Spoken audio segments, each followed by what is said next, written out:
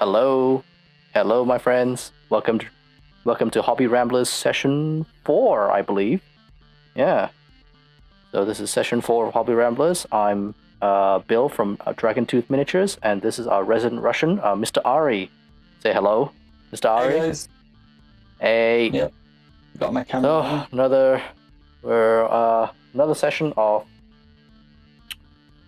of hobbying today. Yes. And to all our Indian viewers, happy Diwali. Yes, As it indeed. is, as of today, of the 4th of the 11th, the day of this recording, it is Diwali. So yeah, what have you got in store for us today, Mr. Ari? Well, not much. I'm just gonna. I've primed these little spore mines. I think I've got 4 of them, and I'll be painting them up in High Fleet Kraken. So that's the sort of off-white skin tone with the red carapace, and maybe I'll do some orange or pink dry brushing, depending on what I feel like. Excellent. So today I'm gonna be working on Mr. Constantine Baldor a bit more, because that is what I've been doing this entire day. So so today I have been doing so I don't know if you can see this, right, Mr. Ari, but you see these little like studs on the on the blade, those little Yes. studs. Yes, Yeah, little ones. those. Okay, let me get it closer to the image. So you can see. Mm-hmm.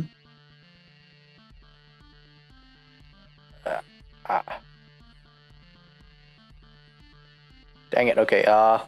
So yeah, those are NMM under request from the client. Wow. Like those Really? tiny little studs. Yes. Those Why would they specific request non-metallic metal? Metallic metal's so much better. Well, no. I mean, they do look a lot brighter, dude. But the Well, problem is yeah, that, but- like, they only requested it. Like, so I took this commission because there was meant to be no metallic metal. No non-metallic metal. Yeah, and well, And then it's just surprise, like surprise. these tiny little studs. They specifically wanted in non-metallic metal because the picture on the Forge World has them in non-metallic metal. And I'm like, but they're not gems. They're studs. They're metal studs. Like, what No. I'm like that. I mean, It's like, if they're okay. such little things, it's probably not that big of an issue, right? Oh no, it's more of an issue because they're so little. Really? Well, I mean, I don't know. From my minimal experience of painting stuff, non-metallic metal, I mean, the way I'd usually go about doing it is I would give it some, grayish. Well, actually, I'd probably paint it black. Then I'd give it a slight dry brush of like dark gray, and then on the very edge of the highlight where the light would be reflecting off, I'd give it like a small, tiny smidge, like maybe even tiny line of almost a white gray, and call it a day. But yeah, I think smaller things should be easier to non-metallic metalize. No, they're just really irritating and much more, they're just a lot more annoying than you might think. So also, he's requested that these little, like, this little Quilla on the arm braces be silver-ish. I'm like, oh, okay. I mean, okay.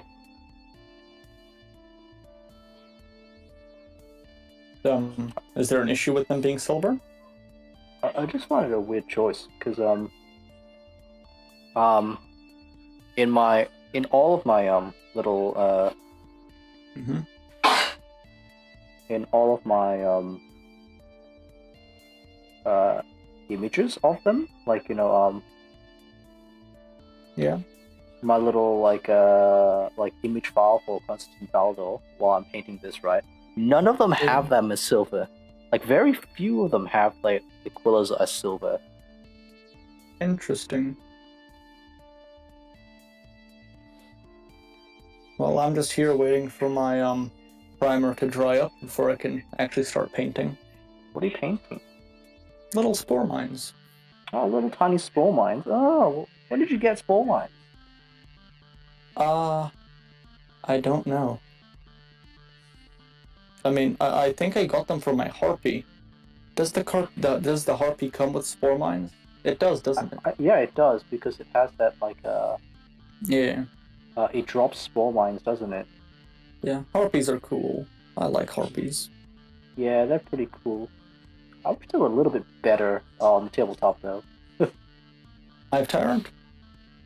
A harpy. Yeah, harpy. Yeah, they're good, they're good. I actually prefer the harpy over the hive crone. Oh yeah. That's a fairly understandable stance to make. Yeah, well, I mean, I think the hive crone, it's got the flamer. Shucks, I don't have The the data drool sheet. cannon. The drool cannon. Yeah. The drool cannon. It does nothing. Is it more anti-tank or anti-infantry? It's meant to be anti-infantry. But with D6 shots, are you really killing that many people? Well, D6 shots and also the fact that it's strength 5, I think? 5 or 4? 5? Maybe 6. I think I feels like it's strength 5 and it's AP minus 1. Alright, where's my Wahapedia? Yeah. It feels like it. You know, I've got like a feeling that it is. Data sheet.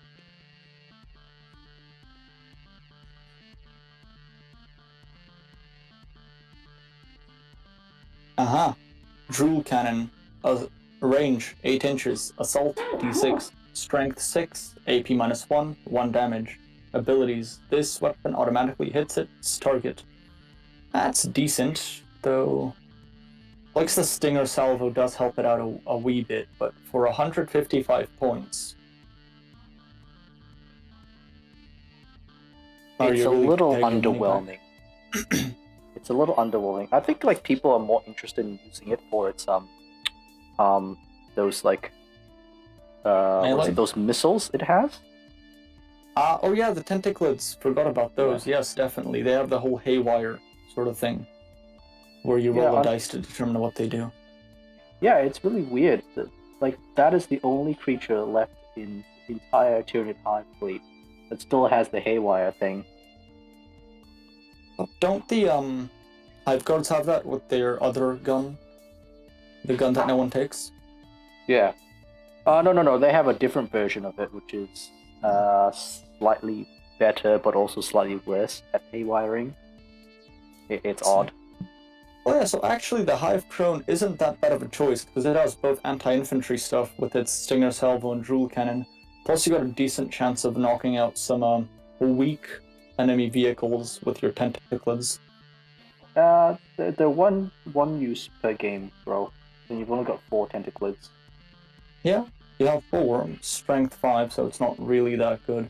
But against something like maybe a Chimera, which has been already, wounded a bit, yeah, you might do something. I mean, you might like wound it enough if it's like already like on its like last legs. But so I guess you just don't take the Hive Crone. Unless you think it's cool. In that case, do what you want. Yeah, rule of cool, man. Rule of cool. That definitely. Yeah, especially for Tyranids, it's always been just like rule of cool, whatever, mate. Let's check the Harpy datasheet. Okay, I'm gonna move the camera just a little bit. I'm gonna do a bit of on-the-fly editing because it is really, really difficult for me to paint in a matter that I'm forced to do so with this position. So I'm just gonna move the camera a bit further down.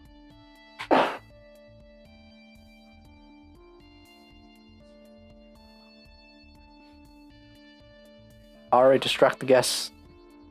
Sure, I thought I shouldn't talk when you were doing stuff, but yeah. Harpy, I mean, I personally prefer the Harpy because it's one of, if not the only, Tyranid model that can take two heavy weapons. It can take either dual heavy venom cannons or dual stranglethorn cannons. I run mine with dual stranglethorn cannons with Yep. the one command point. Is it one command point? It's the adaptive thingamajiggy, which gives it +1 strength, unless they change that to only melee weapons now. I don't know if they changed Is that a thing? Have they? Well, either way, I usually run mine with a Stranglethorn cannon because I prefer to have my Harpy a bit more anti-infantry based, especially with the Spore Mine bombing ability, which is very useful because you can just fly over enemy little people and drop down Spore Mines on them. If they missed, you can set up the Spore Mine 3 inches away from the enemy model, and you could make a minefield, essentially, which would slow down fast-moving things like Gene Stealers. Why would you be... I don't know why you'd be firing against Gene Stealers, because, Tyranids, but if you're playing Nids versus Nids, it is what it is. Yeah, heavy but Venom also... Cannon... Yeah? I don't know, I feel it's a bit, like, weird to use, like, Harpies against, like, Tyranids. Yeah. It's a little bit like, of a bit of a... Like, Tyranids are oddly very good at killing Tyranids. Yeah, indeed. Ooh, but the heavy Venom Cannon, since you fire it twice, that's 2 D3 shots. Strength 9, AP 2, 3 damage. Yeah, but you're only hitting on 4. Yeah, but I mean, with that sort of thing, okay, say, you'd usually get four shots. So you get 4 2 shots, so you get 2 hits. Yeah. You get 2 hits. Yeah. Which you say might they save not. one, that's 3 damage. 3 damage on like a Lehman Russ. If that thing's already down quite a few wounds, you could bracket it. I mean, like, you're very dependent on, like, other things doing wounds for it to do anything, bro. Maybe. So it's not something that you take to, like, Yeah. kill things, I suppose? Like, is that what you're saying? You're getting at? Like, it's not there to kill things. It's there just to help it on its, like, journey along. Yeah, well, I mean, usually that's why I run the Stranglethorn cannons, because first of all, they're cheaper. Second of all, they're actually good anti-infantry. And lastly, if you pair it up with the Spore Mines, you could actually effectively kill, I would say, like, maybe 10 guardsmen in, like, 1 turn. That's also why I like to drop a Spore Assist with the 5 Stranglethorn cannons. Well, that would probably kill a few more guardsmen. Yeah, but it only hits on 5s, but if it's a squad, like a big squad of guardsmen, it becomes Ballista's skill. It hits on a 4+, and still blast, which is pretty awesome. So it's like, oh, look at that. It's gonna kill something. That's a pleasant surprise.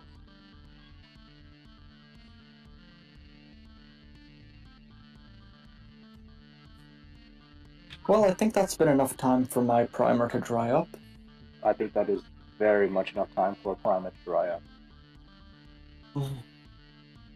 Well, unfortunately, since I didn't do too good of a job, I have to base coat them now. Wait, what happened? What? I was priming in the dark, I couldn't see very well. What? You didn't, like, turn on a light, dude. Oh, I did, but I prime outside, because, well, inhaling primer fumes isn't the healthiest hobby. So one of the lights in my outside area is broken, and it happens to be the light which is directly over the little place where I would prime the miniatures. So I got a very small amount of light from a few of the other lights in the area, so I couldn't see very well. Well, you didn't just bring, like, a lamp outside with you. Couldn't be bothered. This is the price I must pay now. The price you must pay for not bringing a lamp outside. Yeah, now I have to base coat them. What are you? You're not Russian enough. You don't have, like, those little, like, oil lanterns. Like, I actually do. I don't know where it is.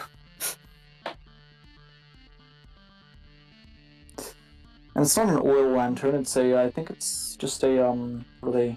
Those little lanterns where you put a small candle into. I don't have an oil one. Might acquire one soon. Very useful little thingies. These lanterns. Yeah, very good for like capes. For camping. What capes? No, they're terrible for capes. They're a fire hazard. No.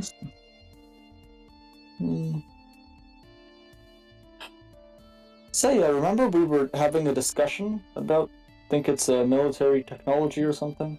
Oh yeah. You were saying like, No, oh, I it didn't makes use- like Yeah, it's a lot less they- interesting to read about it. I would say it is more interesting in the engineering sense of like, oh wow, how the heck did they do that? Well, is it? Yeah. Well, I mean, think about it, right?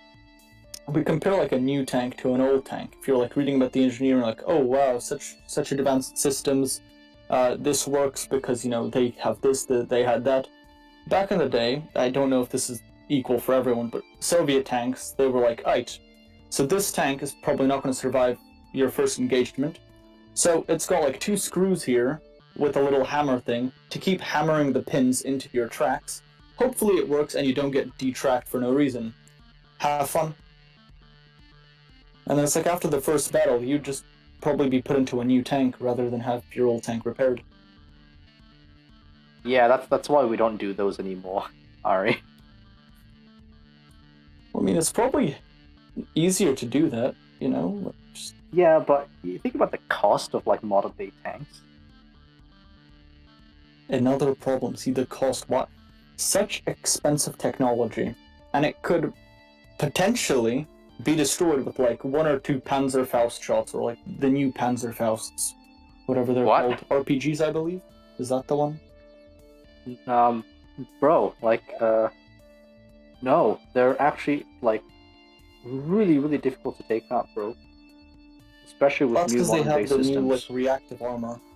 No, it's not even just the reactive armor. Like, a lot of modern day tanks, they have like, modern soft kill systems.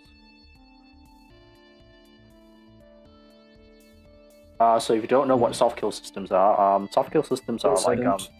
anti radar guidance, anti laser range finding. Those thingies, yeah. Like basically it's there to confuse like radar guidance and also like laser range finding. If you're doing visual, like like one of those like javelin style, like Yeah. smart missiles, it'll deploy like a chaff smoke screen to like confuse the onboard camera system. Okay. And if it really gets that close and it's definitely gonna hit, it has like there's also a hard kill system, which is which it'll just deploy a little mini explosive to pre-detonate it. Yeah, Before, wait, one like, more, probably that. Go for it. All right, this is a great chance to test out my intermission. Oh, what? Right. I was gonna test out. Oh, okay. I was gonna test out my new intermission. Well, go on. You could try.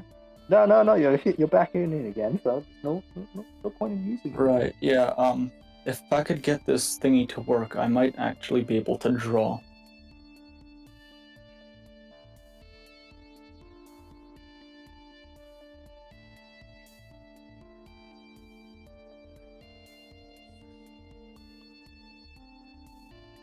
Uh-huh.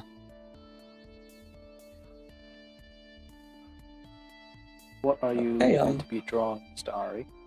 Alright, so I might be well, is it fine if I switch on screen share and, draw some things, try to explain some stuff? You reckon that'd be fine? Ooh, I don't know. It might explode the thing. It might explode the current stream setup because another camera's joined in. It's like, oh no. Very well. No biggie. Please don't here we do go. that. Just find some paper and a pen. Yes. Good old paper and pen.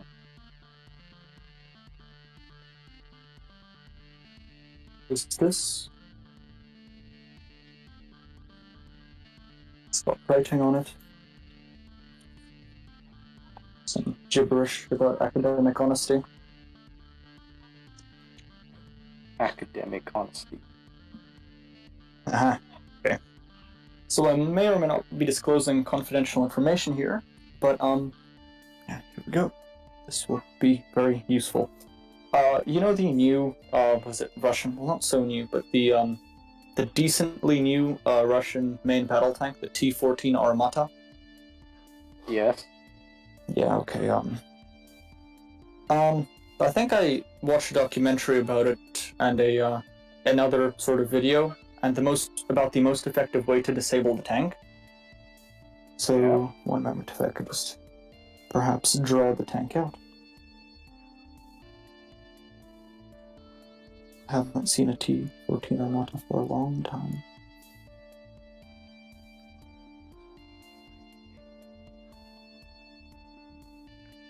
Why don't you just describe it? A lot easier if there's a visual sort of thing.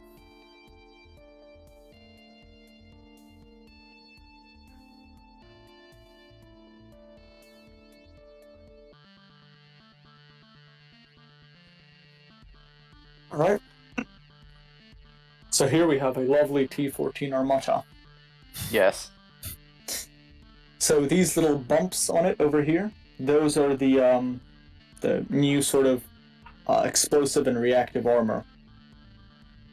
On the turret, there are a few systems, like you said, the soft kill and hard kill, where they have, I believe they have a little laser pointer, which disables laser guided missiles or something, and they have another one which shoots a electric pulse projectile, which like screws up the missile and explodes it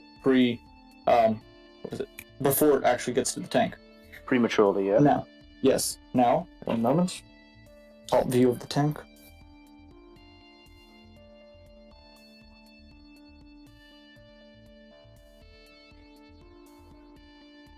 So what we have here is that the semicircle is at the front of the tank from the turret. That is the range of their the soft kill and hard kill systems. Okay. So what that means is that if there's anything coming from too high up, that nothing will happen. However, if you shoot it from above, usually the top of the turret and the top and the front part of the tank has the little reactive explosive thingamajigs. However, the engine block at the very back, we can see this thing. It doesn't have any of that. It just has a bit of a, spaced armor to try to defend it. Now, because the turret has to rotate in order for the field to change and to detect stuff, if you snuck up from behind or from the side of the tank and you shot a modern Panzerfaust or RPG into the engine block, that would effectively disable the tank, but would not destroy it, because it's split up into sections where there's engine, crew, ammunition, and it's all I think it's загерметизировано. It's airtight or something like that. It's compartmentalized. Yeah. So what that would do is that if you disable one of those, the ammunition, most likely if you hit it, it would explode. Probably, hopefully, won't kill all the crew. Fire extinguishing units hopefully would help that, stuff like that. However, if the engine block is damaged and it doesn't have much defensive stuff around it, you could probably disable the tank, and a lot easier to, steal a tank which isn't moving. There you go, I just disclosed some very classified information. But that is wholly reliant on you being ballsy enough to, sneak up to a very modern tank with all sorts of sensor systems. And don't forget, most of these guns nowadays, most of these sensor systems have a 3 to 4 kilometer range. Probably more. So it's try, A lack of commissars. And this thing is most likely going to be moving. I don't know about you, but I don't think most people could outrun a tank and try and sneak up on it. Well, I think its top speed was 50 kilometers per hour on a road. Now change that to some weird terrain, a desert, which is very sandy and very soft. Probably gonna go a lot slower. So, Bro. if it's like... Like, it's still gonna be like, I think like off-road, it's meant to be like 38. That's still a lot faster than the world's fastest man. True, but I mean, why would you be like in a tank going full tilt? You have to keep supporting your infantry and stuff like that. You probably would be going at around walking pace. No, dude, like modern like combat armor doctrine is basically all about the fast moving like operations and movement. Like if a tank's around, there's probably mechanized infantry. There isn't going to be very rarely is there, with the exception of like city fighting, is there going to be a tank like supporting infantry nowadays? Maybe. Like, well, I mean, like everyone's learned from World War II that that's not a good idea. Only in very certain scenarios is it a good idea for a tank supporting infantry like that. Right, but I mean, yeah, I get your point that if it's somewhere in the middle of the desert, like the people would probably be vibing on the tanks until the fighting starts. Then they'd probably have to get off. But still, I mean, once the fighting begins... No, they're like a tank isn't going to be on its own. There's going to be an infantry section with it, which is probably going to be an APCs or some sort of vehicle. So think of it like World War II here. Yes, I am. Soviets lacked enough trucks to transport infantry, so they just had a bunch of people ride on top of the tanks. Yeah, but nowadays it's not really like that. It's basically Hopefully. It'd be very sad if Russia didn't have enough trucks for their infantrymen. It's more like they would probably have like an overabundance of like APCs. Like they do have like some of the world's most like heavily mass-produced like armored personnel carriers, like the BMPs and stuff like that, which are quite like renowned to be like like some nations like use them instead of main battle tanks because it's like, yeah, but why the hell do I need main battle tanks when the only people I'm fighting are basically rebels? Yeah. Like the 30mm cannon on that thing is perfectly perfectly fine in taking out people. Yeah, I mean that's the main issue with tanks nowadays because their main armament is their big howitzer or cannon, which is mainly used against structures and other tanks. Whereas back in the day, the tank's main purpose back in World War I was to fight infantry. So they'd be sprouting with machine guns all over the hull. Nowadays, tanks have to kind of do two things. First of all, help infantry not get shut up and provide fire support, while also making sure other tanks don't kind of do what they're meant to do. Which is a bit strange, because if you think of it that way, the only reason we have tanks is because other people have tanks, so the main purpose of tanks is to fight tanks, which wouldn't be a thing if there were no tanks. It's basically like tanks still have a very probable role in today's battlefield. Like like what you're touching upon is basically like the age-old question of like why do we need tanks anymore, which the US and the Soviet Union were having that conversation even during like the 80s. And it's basically come to the conclusion of tanks still have a role in the battlefield. There's always a role for like a heavily armored vehicle with a really big gun. As in the sense of like a quick response units, nowadays it's more like armored personnel carriers or even like armored vehicles. Like the US Strikers, like I would not classify that as an armored personnel carrier at all. That thing has a 105mm main gun, auto loading gun. That thing is like made to kill kind of like older generation tanks, and is fully capable of doing that. But it's designed for speed and like mobility, where it can go on a C-130 and you can bring maybe 5 or 6 of these things on a C-130 and just drop them off. Yep, sorry. One moment, I'll be back. All right. Being told.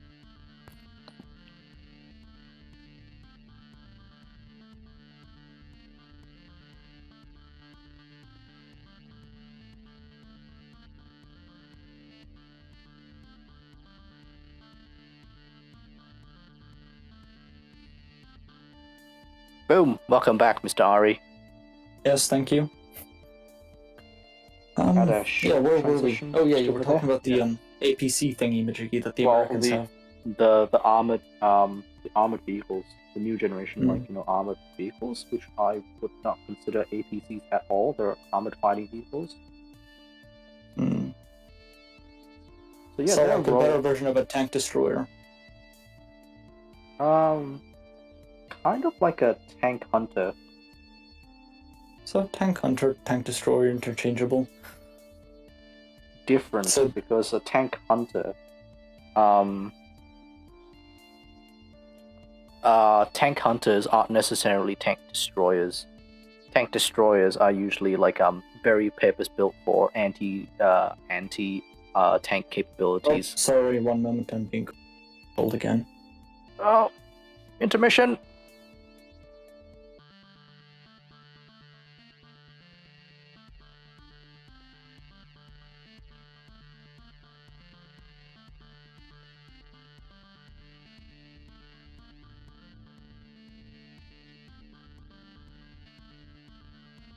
Hello, we're back after that short Yeah. intermission break.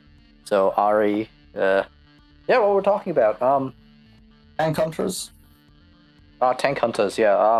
I think the definition of tank hunters is like to engage tanks as a secondary target rather than a primary target. Like they have the capability of doing so. Really? I think so. Or mean, they might just both always- be they might just be interchangeable. I'm not super sure about old Yeah. military lingo because I That is remember what back. it is. Yeah, but the fact that like the lines are getting blurred between like armored fighting vehicles and like actual tanks because It's such a shame. I don't think it's a shame. It's just a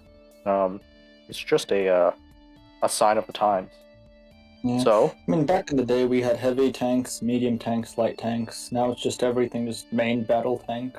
That's all you get. Guess it's a bit better for like linear realization, but other than that, I keep trying to it show is what like it this is. guy off.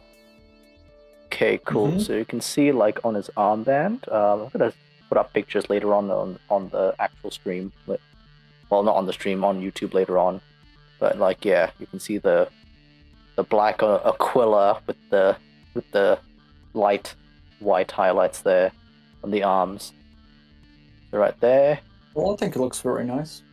yeah, and then behind the camera lighting not good enough. There you go.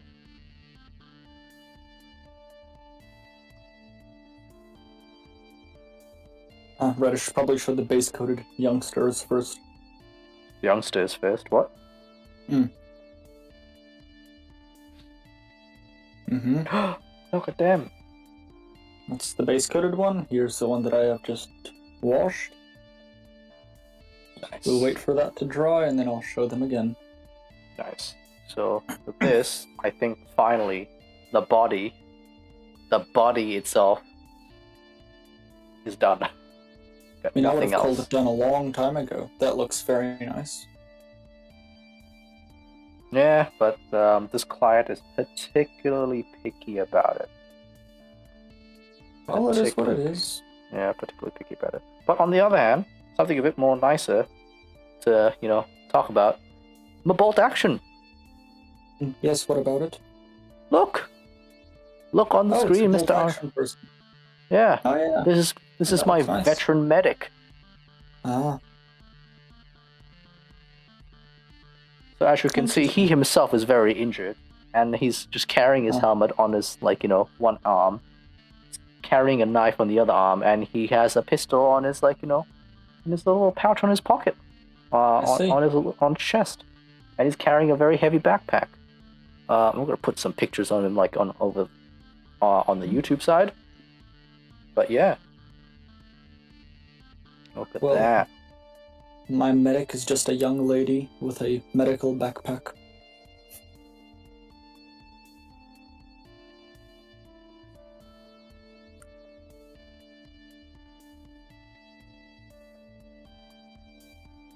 Come on. You can do it. Should I go through my painting process for Highfleet Kraken? Yeah, sure. Go for You it. dude. reckon the viewers would want to know how to paint Kraken quickly? I don't see why they wouldn't want to. Well, let's get started, I guess. Usually I wouldn't do base coating because I focus mainly on speed painting. I think it's a lot wiser to focus on speed painting when you have more than 50 miniatures for a 500-point game. Nonetheless, I would usually prime them in a slightly off-white color like Wraithbone. It's a GW, spray primer? Yes, that's the one. And then I'd usually give them a sepia wash. After all of that dries, I just paint their carapace red and dry brush it Mephiston red, another Games Workshop wash. Seraphim Sepia, also a Games Workshop wash. And then I'd just dry brush it sometimes with, what is it called? Pink Horror, I think. Citadel paint. I really like it. It's a nice sort of pink to dry brush with. And then I just pick out the small details like teeth and claws with Corax white, Citadel paint. What do I use for the little recesses? It's blue, the light blue. I think it's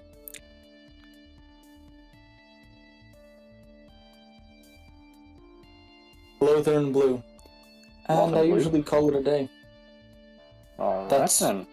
Yeah, for the little people. For the big bugs, well, actually, I usually wouldn't use Lothern blue for the little ones like Gaunts, but for something bigger like a Carnifex or a Trigon, I would definitely use the blue. Definitely dry brush. Maybe even dry brush, maybe 2 coats of dry brushing, one with the pink, second one very slight dry brushing, pink mixed with white. And if it's a character, I might give it a bit of highlighting on the flesh with a pallid witch flesh. I usually think that looks quite nice. Yeah. Any suggestions? Yeah. Again, I recommend the technique undershading. Since you do not have an airbrush, you can achieve the same effect, a similar effect using a dry brushing method. Just dry brush a dark color from underneath. I mean, I could just give it a Zenithal Prime, right? You could, but Zenithal primes are very limited, and what undershading is there to give it more depth using like other colors. So a very basic rule of art students is to never ever mix or use black for shadows. Interesting. Because black, it's kind of like it destroys colors. Does it? At least in the art world, it's basically seen as Taboo. it's very stark. It depends on what you want it to do, but it's just very stark, and very few situations call for black, unless you're a super minimalist painter or you're doing something specifically in black and white and grays. If you're doing a realistic portrait of someone, you're not gonna use black at all. Black is a very inherently unnatural color. Interesting. Oh, Strange, yeah, I think- isn't it, how miniature painting and actual painting, despite sharing lots of similarities, miniature painters usually prime in black for ease, because all the recesses are darker, whereas an actual painters usually try to stay away from black. Oh yeah, because it's super difficult to paint up from black. I usually Zenithal highlight because I know that I can paint up from the Zenithal highlight. But if it was just pure black, I'd be like, what would I even do with this? This is ridiculous. Underpainting. Your first layer over the black would be something like gray, then another slightly lighter gray for better coverage, and then whatever color you want over that. Yeah, but I have the whole unenviable task of trying to figure out where are my shadows coming from? Where is all this coming from? What is that? It's pretty hard to see your model if it's primed in black. Definitely. But if it's Zenithal, then you can see all of it, and you're like, oh, So I see patches over there. Yeah. Black is both a blessing and a curse. Depends what you want to do, honestly. So right now, this is Constantine Valdo's like second part of his pelt, where it's like the head of it. So it goes like over here. Right. Yeah. So I'm just painting up the mane and the horns of this. I'm not even sure what it is. It looks like a chimera creature. Let me zoom in over there.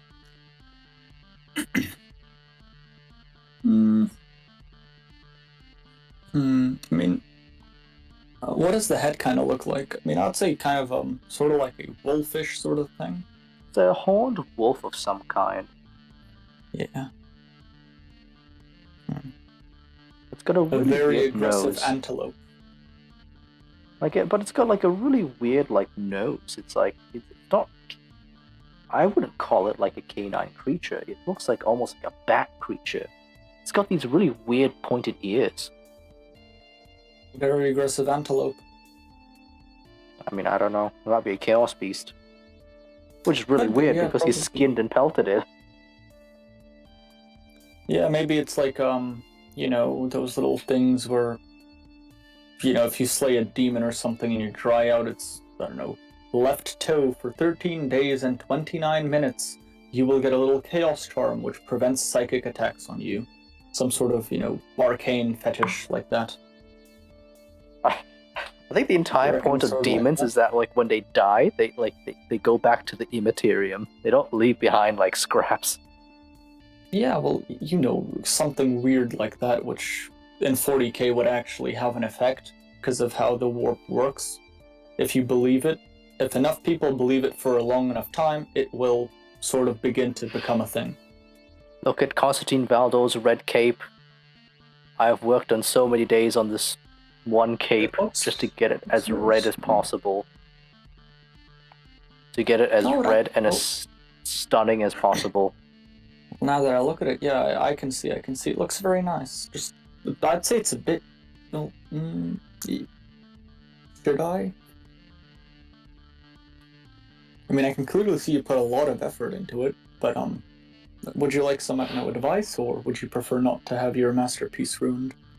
Well, like, what's your advice for it then? I mean, not really advice. I just personally think it's a bit too dark.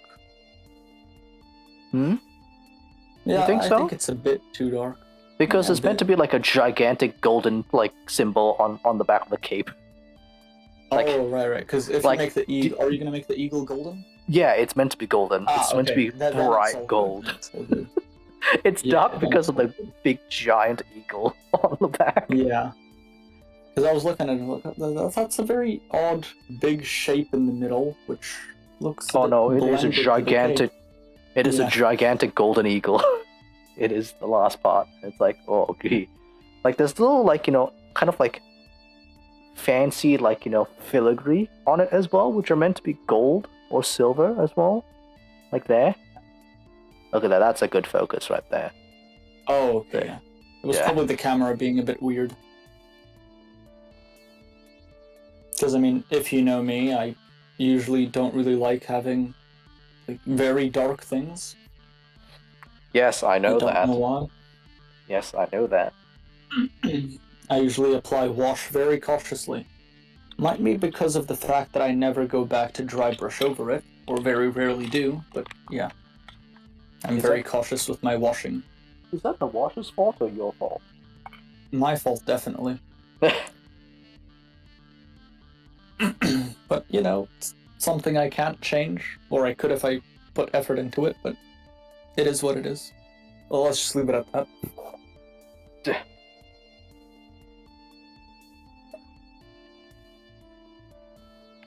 Ay. Corax White. Corax White. No good. No me gusta. I was gonna say that, but being a supporter of GW, I shall go for a slightly different approach and say that Corax White is a very interesting color, rather thick. If you really want it to have a good consistency, I would suggest putting a little irritator inside of it, like a little stone or a metal orb. So when you shake it, it mixes it very nicely. I put a little Cadian head in it, which is plastic and it's too light to work. So don't do that. Put a little stone instead. Don't put the Cadian head. What the YouTube man told me to do. What? What Yeah, it was one YouTube of the man told you to YouTubers. put a Cadian head in the... Oh, Cadia stands indeed. Well, it's not Cadian, it's just a guardsman head. I want to say Goobert Town Hobbies, but I don't think it was them. It was probably some other painter who was like... The only "I other know painter... Korax, the only other painter I know that tells you to put an agitator... Actually, most of them tell you to put an agitator, but like, the only weird one I know is basically the stone trick. That's from Aeons of Battle, so he recommended to put stones, which would work. Oh, no. It definitely wasn't him. I don't think I knew he existed at that time. It might have been the bloke who did a bunch of he did a bunch of, blue stuff recasting, and then he burnt it because he thought it'd be great and it was an epic video. But Okay. other than that, I think it was one of those other, like, it wasn't the big name YouTubers. It was just one of those YouTubers who said, put a bit of plastic in there, it'll be a great irritator for your paint. And it did work for like 2 to 3 days. After that, the paint consumed the Cadian's head. What? Yep. It There's just a very consumed- big chunk of paint in there, which I assume is around the Cadian's head. So, yeah, don't follow my mistake. Oh my gosh, what? What? All mixed in nicely now, so I can't really see it, but yeah. The more you know. I just would use Korax White. Why not? It's a lovely color. I've heard people, well, I painted a rather big model. It's I think it's the Warhammer Knight. Yes, that's what they're called. Questoris Imperialis. Little The one. Imperial Knight. Little one. Yes, An Imperial medium-sized one. Yeah. Okay, yeah. I painted it. I was going for. I wanted to do marbling on it, but I never got down to that. So I painted it in Korax White, and I was like, "Hey, it's a pretty nice, white armor." But lots of people tell me it's gray. I mean, I can see it if you really look at it and you convince yourself that it's gray. It might just be me, but I actually think Korax White is pretty white. Because So it that's is something gray. to look out for. Korax White is like pretty. It's an off gray. I will give you that. It is a pretty off gray. Well, that's one thing to look out for with Korax White. It usually requires an agitator, and it may or may not be slightly gray, depending on how how acute you are with your eyes. I mean, I would just use like if I really wanted something white, I would just like either I would just prime it white to begin with. Yeah, that works too. That is usually a very efficient Wise method. choice. Though primer usually doesn't have the same finish as paint, so go over it with Korax White. A very watered down Korax White, because I would have a just dry bit of brush that it. finish. I Dry would just brush. dry brush some That could white. work, but I think that would accentuate all the little crunchiness or little flakiness of a overly dry prime. That's not an overly dry prime, dude. Like if it's crunchy or flaky, that's usually because it's too humid. Too humid? Oh wow, It's too I humid. used to think it's the opposite. No. Like primes work best when it's dry, like real dry. Interesting. It's very strange. Usually I would always aim to prime directly after or in a closed off area while it is raining. Because I tend to have the best prime finishes during those times. What? Yeah. What? Yeah, like directly after rain, it's usually the best time to prime for me. I mean, well, okay. Whatever works for you, bro. But like, I'm under the impression, the very strong impression that like, okay, you don't I try may have and lost my mind. well, you don't try and uh spray when it's like very humid outside, especially in a humid country like it is here. If you do so, you're asking for it to like just dry like concrete, essentially. Actually, that might actually lead to the whole reasoning. Well, first of all, I should probably say that don't really listen to me when I'm talking about this specifically, or mostly painting. You should probably listen to Bill's advice. However, I tend to find that so I jog every now and again. If you jog when it's raining, it's actually it's not that bad. It's a bit humid, however, due to the fact that there's rain and it's cloudy, it's not that bad. However, if you jog after it's rained, the heat and everything raises the humidity substantially, which is an issue. If you've ever tried jogging in humid weather. So maybe that's the reason. If you prime directly after rain, not good. During rain, magically, it's a bit better. Yeah, but it's best to like to prime if it's like if it's like it hasn't rained in a few days. Dried wash. So that's usually the best. Or if you like do it inside like an air conditioned room, Ooh, last time I did that, almost died. I know exactly. But let's say if you have an empty room that nobody's using, open up the windows, have a quick spray in there, close the windows again. Somebody opens it up and smells back. Nobody's the wiser. Well, actually, primer doesn't smell that bad. To you maybe, but everyone else it smells like death. It smells like death. Really? Yeah, a little bit like death. I don't think this would be a wise time to go into that, but Decay has a very organic smell to it compared to a primer.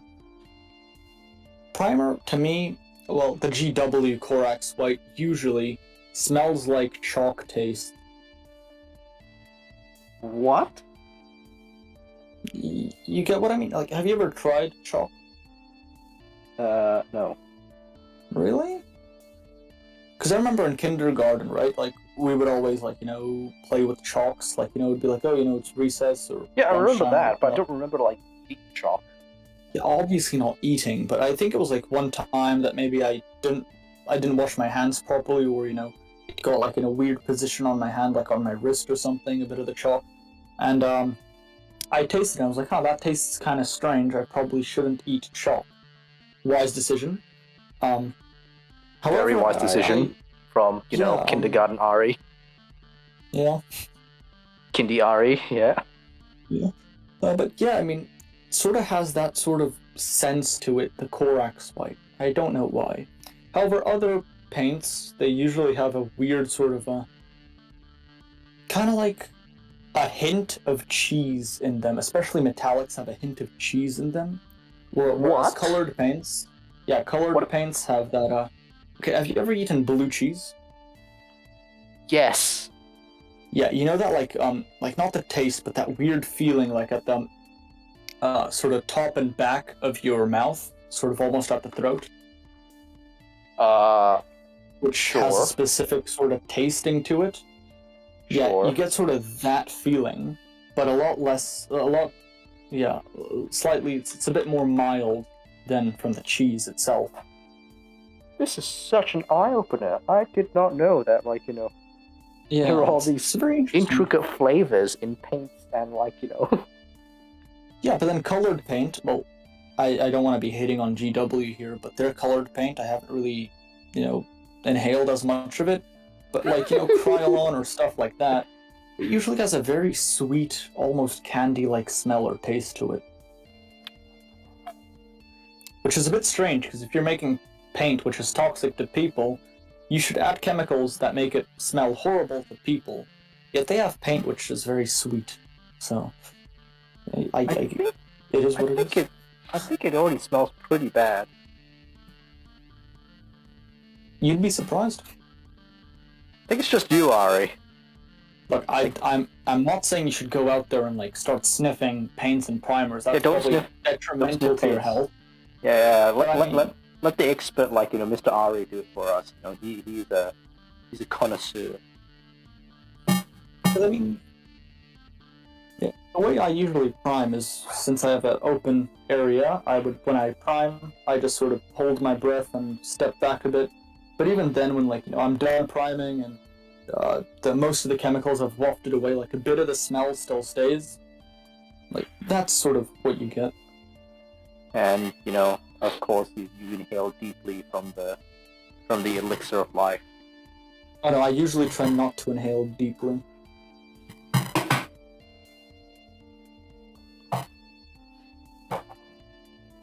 Is that because you get headaches, or what's the? I used to. All right. Like I remember twice I got headaches from the first time I ever primed indoors. Horrible experience. Had a headache for 2 days, I think. Yeah, not healthy at all.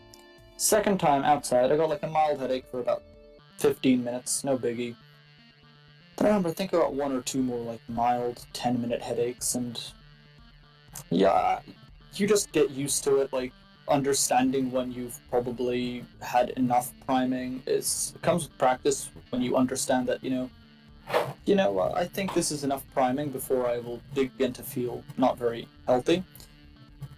Or when you begin to start passing out, you just go like, no, I'm done. Yeah. Yeah.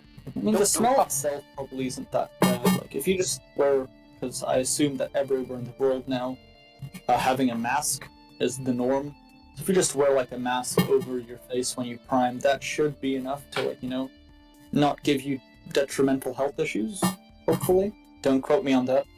You may or may not still. Results may vary. Yes, definitely.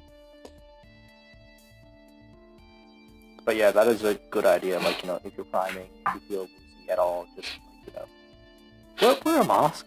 Just wear your COVID mask. Yeah, wear a mask. If you're feeling drowsy, drink a cup of water. That usually helps. Yeah, take a break. Don't put your health at risk just because, you need to get something primed. Yeah, 5 to 10 minutes is enough. But don't slack off too much. Because your miniatures also have feelings. You don't paint them in time, they're not going to roll well on the battlefield. Keep that in mind. I know some people have really good luck with unpainted miniatures. Well, I mean, it really depends how you treat them. What do you mean? Elaborate.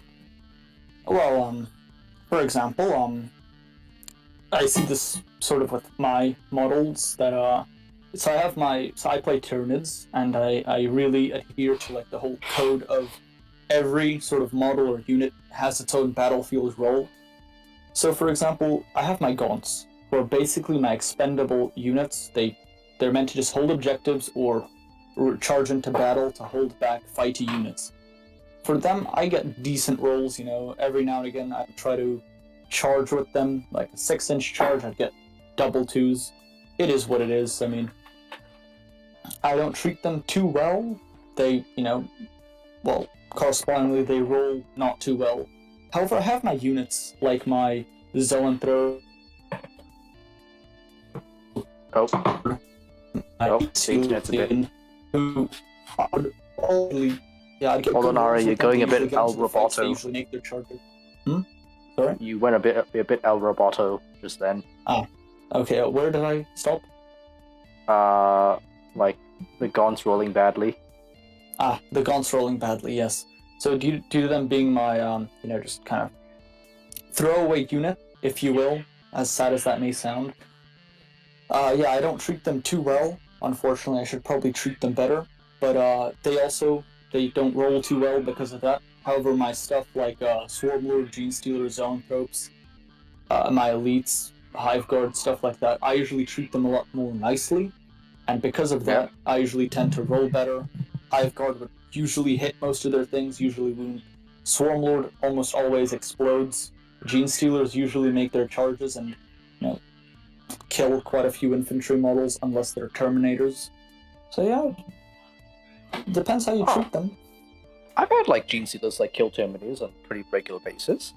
They're pretty good. Not with me.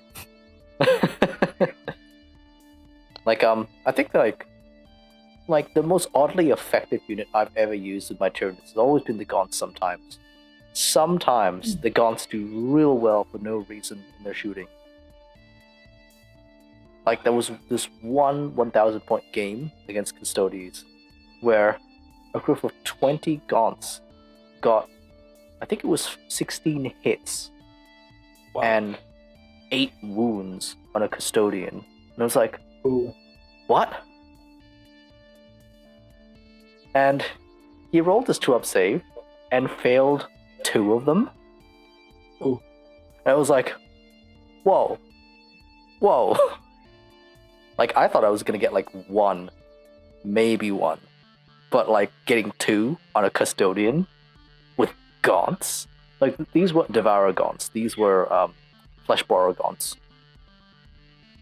So literally cheap as chips, like there to just literally die.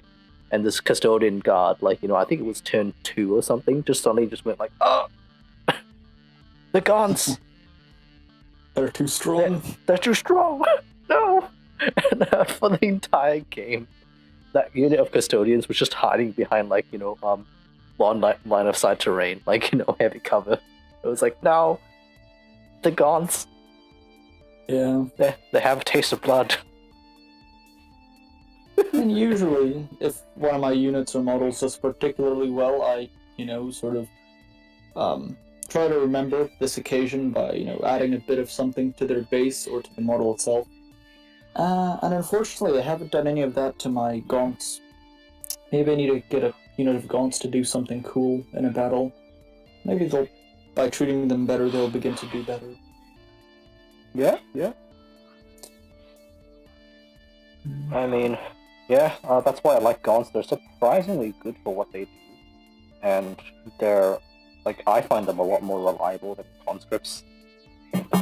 Much more reliable than conscripts. Yeah, well then again, you must remember, a conscript is about the size of a person. A Gaunt is about the size of a horse. It's a lot bigger. True, that is true. Oh, one moment, I'll be back. Oh, okay. Intermission, short intermission.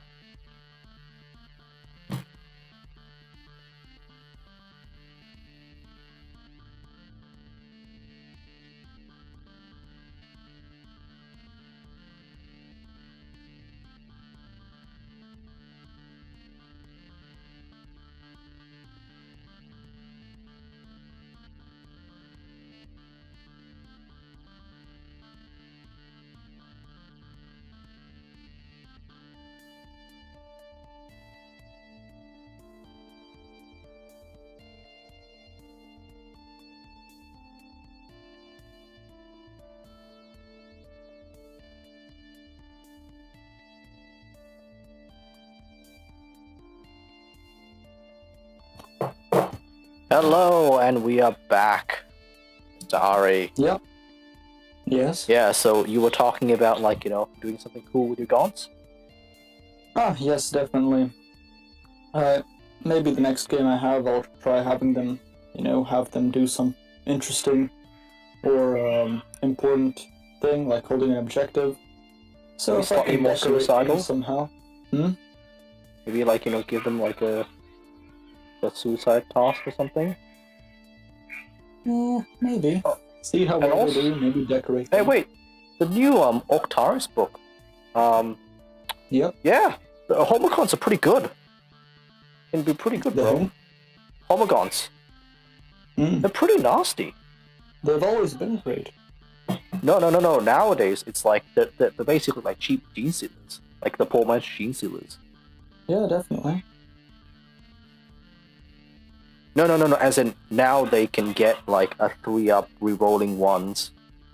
AP Oh, minus really? 2 scything on their scything talents, and every time they roll a 6, they get 3 extra hits.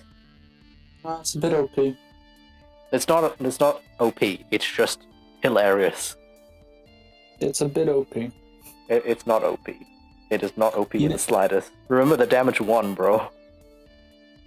And the strength 3.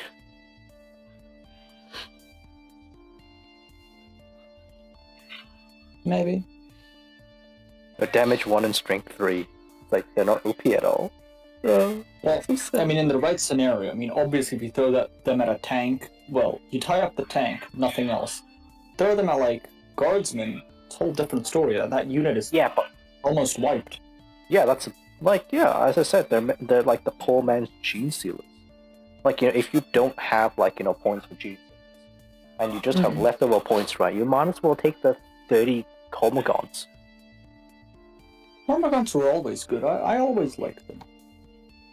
They were never really that points efficient, just because, like, it was really difficult to get them to where you needed to do. And, like, there was always a contest between Gene Sealers and Hormagons, like whether you wanted the Gene Sealers or you wanted the whether you wanted the Gene Sealers like, you know, like extra strength and all those, like, you know, rending claws, or you wanted the Hormagons and just getting them faster. Actually, no. Gene Sealers and Hormagons are just about as fast as each other. I guess it was just points. Genes have edge in speed because they have like a innate sort of advance in charge. Yeah. I mean, you could say, yeah, it's just, you know, we're one psychic ability, but it's a 6-up cast, so take your chances. I mean, they do get Bounding Leap, which is pretty good, which is, you know, they advance. Yeah, like, that's definitely good. Better to tie up stuff with.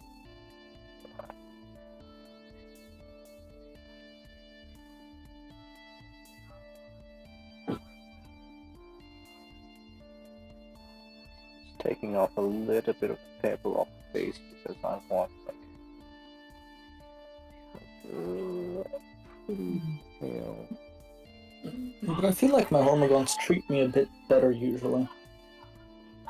How do you Maybe it's because I use them in, you know, their more appropriate role of not just holding objectives, but I would sort of try to charge stuff with them. So, you know, I guess they enjoy combat. Yeah, that's probably Termagants. Termagants. I don't think Termagants enjoy combat too much. No, they don't. They really don't. It's probably why they don't like you too much. They're like, Well, no, I usually don't throw my gaunts directly into enemies. I would only do that if, like, my whole army is wiped. They just sit back on objectives and usually do nothing. Maybe a couple of shots, but other than that, not much. Maybe I should shoot more frequently with them. maybe. That is what they're meant to do. They're pretty good at shooting, to be very fair.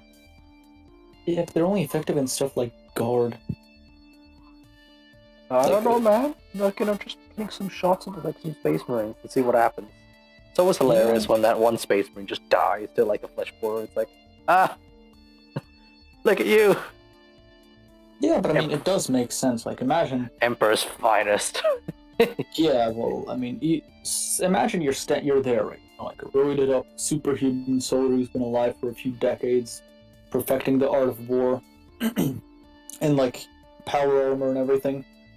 Yeah, no matter how much experience you have, if like 20 snake, like, I don't know, what are they, 30-centimeter long maggots with, like, you know, chewy bits ram into you, chances are they're gonna bite off your, like, arms and legs, and you're not gonna be very effective after that. Maybe. Or maybe your Space Marines just ain't hard enough. Maybe.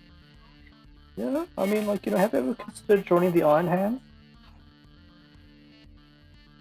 You Yeah, know, fair enough. But like, you could always replace that like arm with like a metal arm. You'd be like you'd be more efficient. in the Iron Hands are an interesting chapter. GW actually, like, the whole setting of Warhammer is a very interesting setting, which you could make lots of different stuff off of it if you just tried a bit harder. Yeah. Like last time we talked about Chaos, right? Yep. Yeah, like what else could we do? The Loyalists, right? Because most of the problems in Warhammer are either from Chaos corruption or Xenos. Like, make a story, something like, George Van Dyer, where it's just mainly because of just human arrogance where something bad happens. I think we've already done that with Macarius.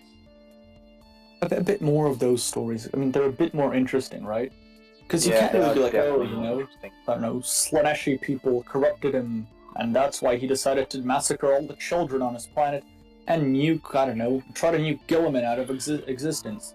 Have it more like, Gilliman at one point wasn't very polite to him, and this happened.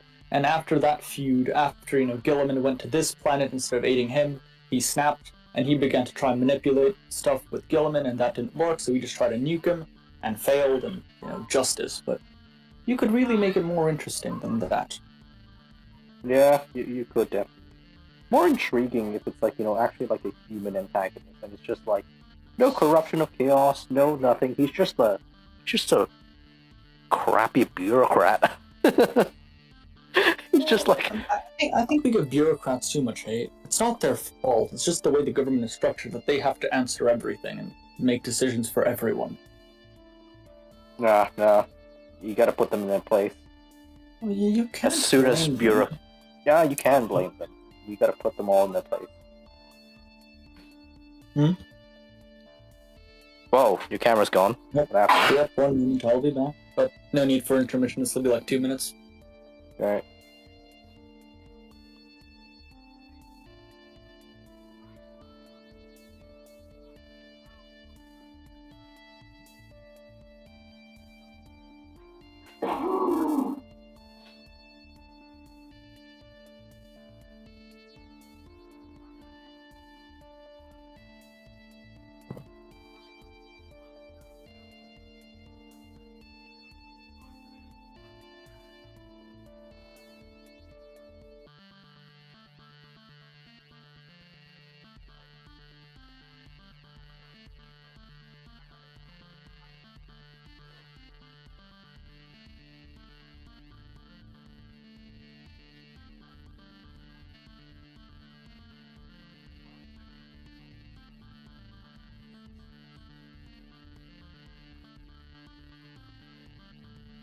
Yep, I think I'm back.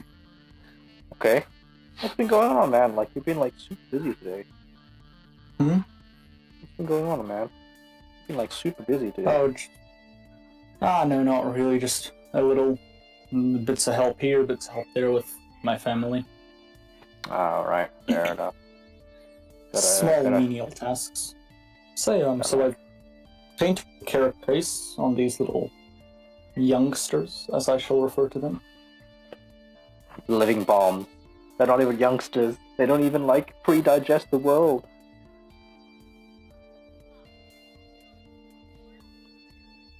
Now, you might realize that my carapace is a bit rushed looking and it doesn't look too good. And yeah, it is like that. However, after I dry brush it and you see 13 of these guys together, I don't think you'll be noticing that, hey, that guy's carapace is a bit skin tony over there, or that guy's skin is a bit red. With Tyranids, you should really probably focus on speed painting rather than details. If you want to, go ahead. However, I've noticed this a lot where I have 50 Termagants, and despite each of them being painted horribly, which might be why they don't perform too well, when I put them all together, they actually look very nice. They're like, I repainted most of them. They're like, why, father? Why? What? I think at this point they realize their place, and it's more of like, well, my life is horrible, but it is what it is. Hopefully I could, not get the Swarm Lord killed, preferably. by charging the enemy Leman Russ. True. I mean, like, I also speed paint my guns as well. You know, it's just like, I guess we all have different standards when it comes to like speed painting, so no issue. So like the steps I'm doing now with this, like, you know, Tyranid Warrior is what I would consider speed painting. Really? Blimey. Yeah. Actually looks very stunning, despite the fact that you made the carapace quite dark. With all those little layers of red, it actually blends together quite nicely. Yep. This is what I would consider speed painting. I could go like a brighter red, but I'm like, no. Stop it, Bill. There's more of these to go. I have a lot more warriors to paint. My dry brush wasn't very dry. So, like, you know, I've ordered another box of warriors from like that. Yeah. Oh no. This is horrible for me. Why? Next game we have, you're just gonna pull up with your, what is it? 12 times 3, 36 warrior list. Like, yep, here's my infantry. Ignoring AP minus 1 and 2. 5 ups to wound because I gave them some new relic thing. Have fun. And I just won't be able to kill them. I mean, I have done that already with like Ultramarines a few times. Or it's just been Yeah, like no, it's two, gonna be like, with you me. know, 2 12-man. Are they maximum 12 or 9? I think it's 12. Though I'm Um, probably wrong because I don't use warriors. Hmm. Despite really liking them, I converted them into lictors, which I like a bit more. Because like on Battlescribe, like, you know, last game I wanted to take 12, but like I could only take a maximum 9 for some reason. Oh no, it's Then because probably 9. it might be because of the heavy weapons. I'll give it a try tonight and see if I can get like 12.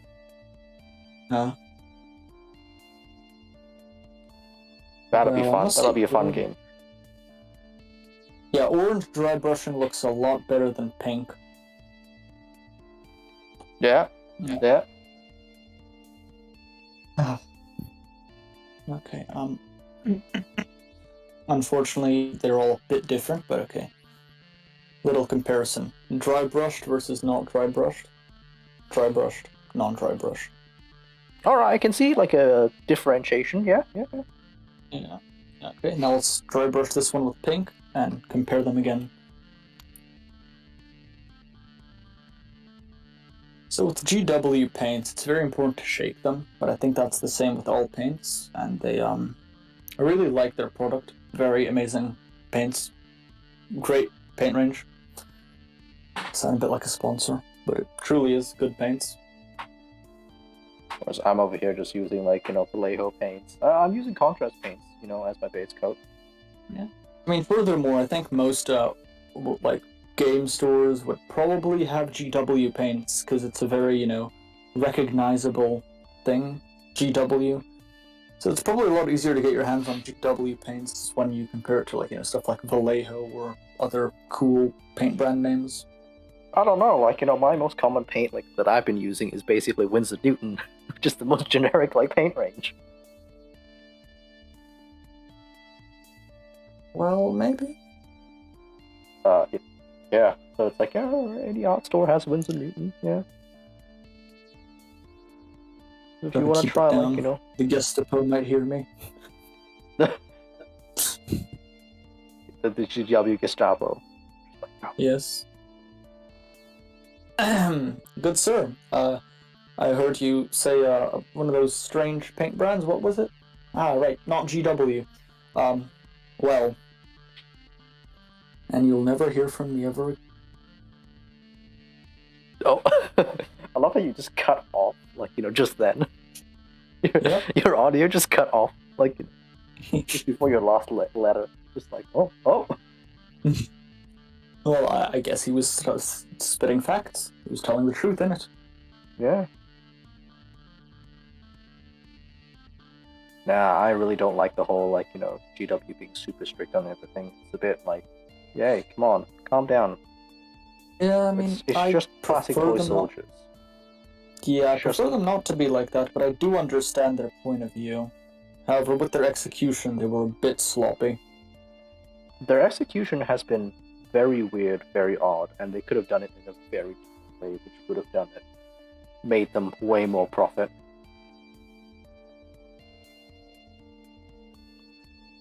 So yeah, like what parts don't you like in Star Wars?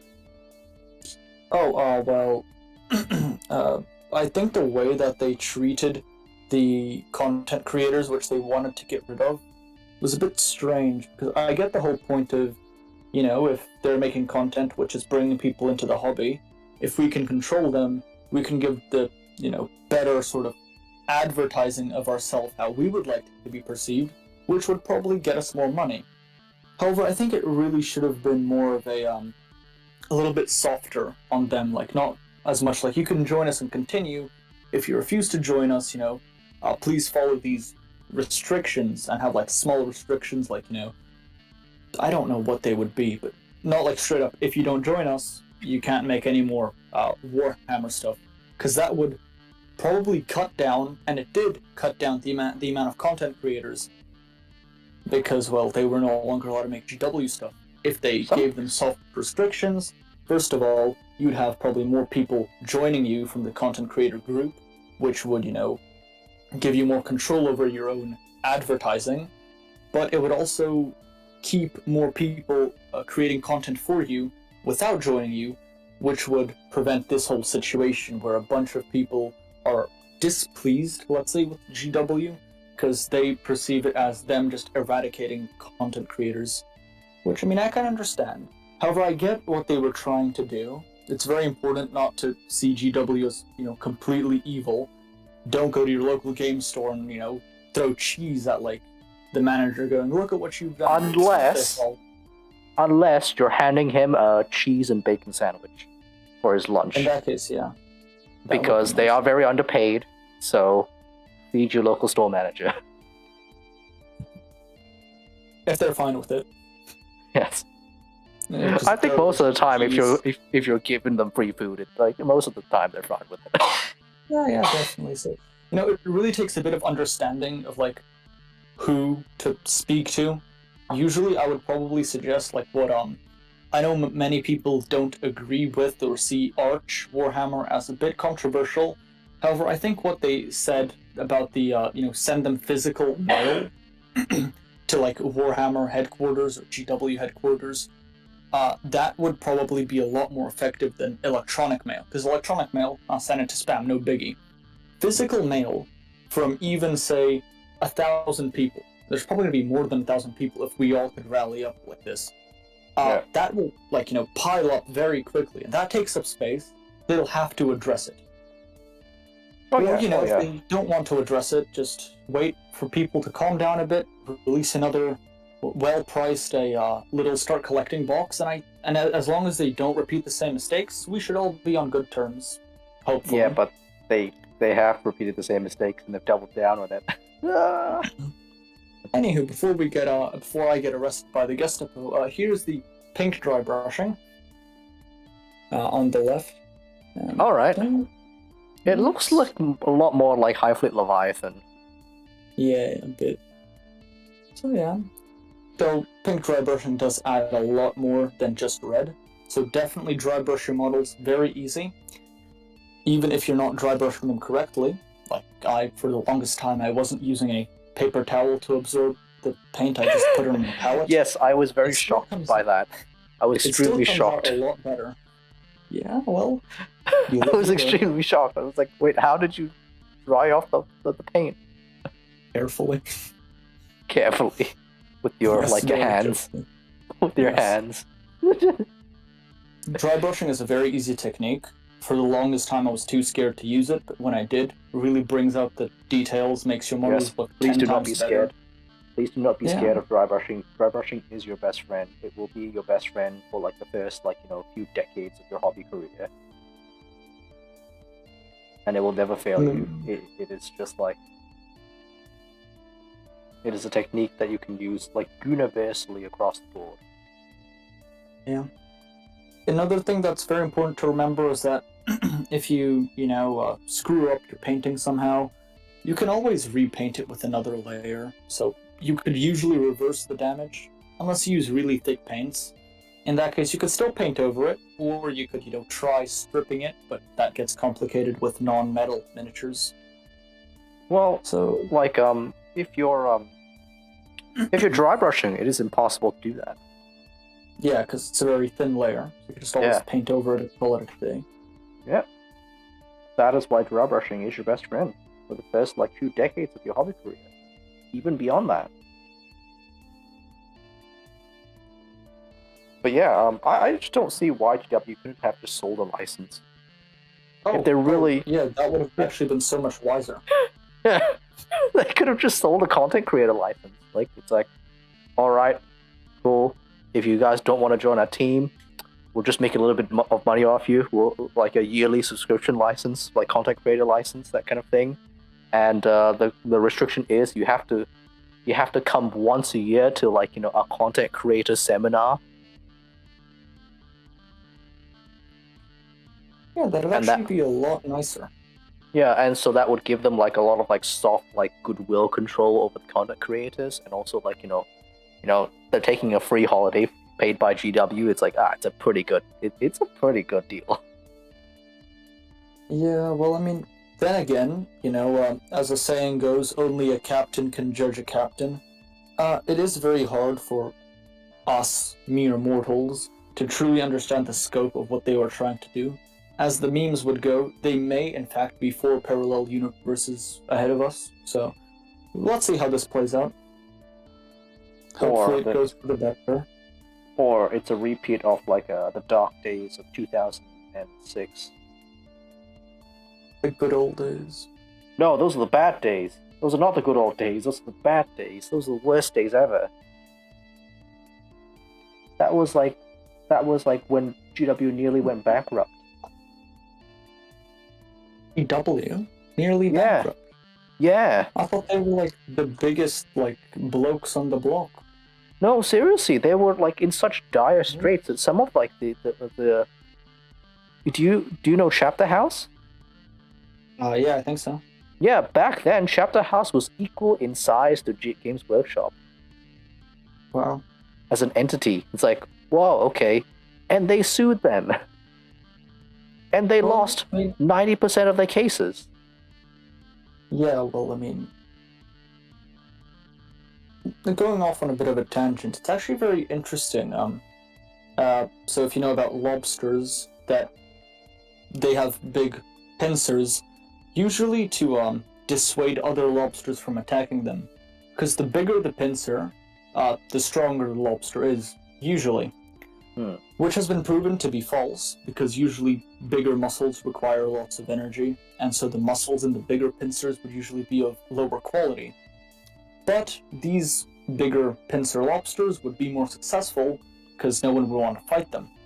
The real issue begins when 2 lobsters of similar pincer size meet, because at that point neither one knows who's the better combatant, or better perceived combatant, and it's usually just a fight to almost the death, essentially. That's very dangerous when 2 equally sized things are, going at each other. When something is, clearly larger in scale and power, it's usually very one-sided and usually ends up with less damage to either of the things. Very interesting thing to, think about in your free time. Perhaps, yeah, but maybe. It's the whole thing of GW constantly goes after smaller entities, but of course they would love to put Blizzard under the bus for StarCraft. They would love to do so, but StarCraft is such a large entity. It's a bit mean-spirited, because I thought they left on even ground, even conditions. No, could be. They burned them. So basically, GW, late on in the production cycle of the original StarCraft game, pulled out. Mm-hmm. Just pulled out abruptly. So the StarCraft team had to recycle assets and basically reskin and storyboard a bit to create the original StarCraft. I still think it was an epic game. It is an epic game, but the problem is that GW saw that and was we need to get in on that action. Dawn of War was a direct competitor to that, but it could never really reach the same fanfare Nice. as StarCraft Mm. did. Yeah. And so GW has always been extremely salty about that.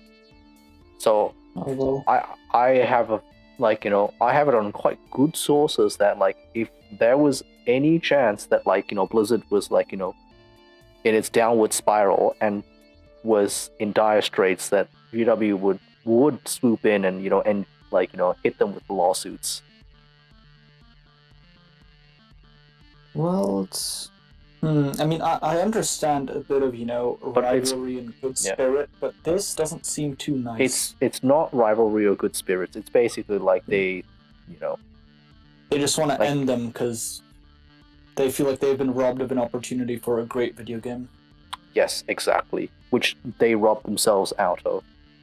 And it's only by the saving grace that Blizzard is a much larger company than Games Workshop that they do not want to go that route.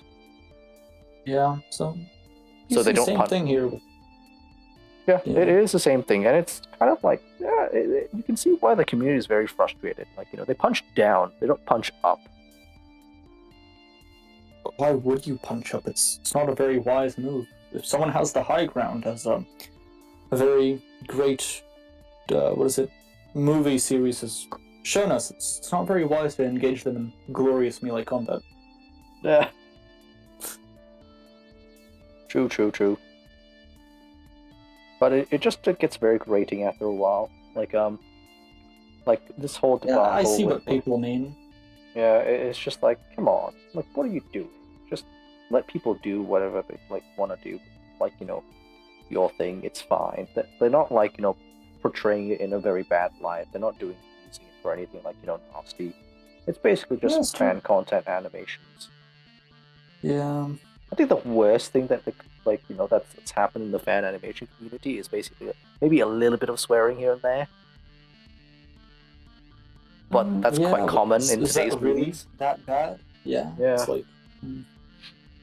It's quite common in today's movies and stuff like that. So it's So at the end of the day, us as the sort of Warhammer, well, not all of us, but I think majority of the people are who play Warhammer. The whole Warhammer community and the GW sort of community. We have to realize that our hobby is literally painting and assembling and playing with overpriced little plastic people. So sometimes it's kind of hard to take this stuff seriously, and we should hope for the best. well, I think it's just it's kind of a shame because they themselves robbed themselves such a great opportunity to continue to ingratiate themselves within the community and continue the upward spiral of Games Workshop being fully realized as they are the pinnacle of the wargaming scene. It's almost like the horse heresy in a way. Look at that. Yeah, I mean, I think it's like a comparison to a person where if you're doing something and you're part of a big project and you think it's not going well, so you go out of it, but then it turns out that it was a great success, you wouldn't really be thinking oh, no biggie, I'll just work on myself as a person.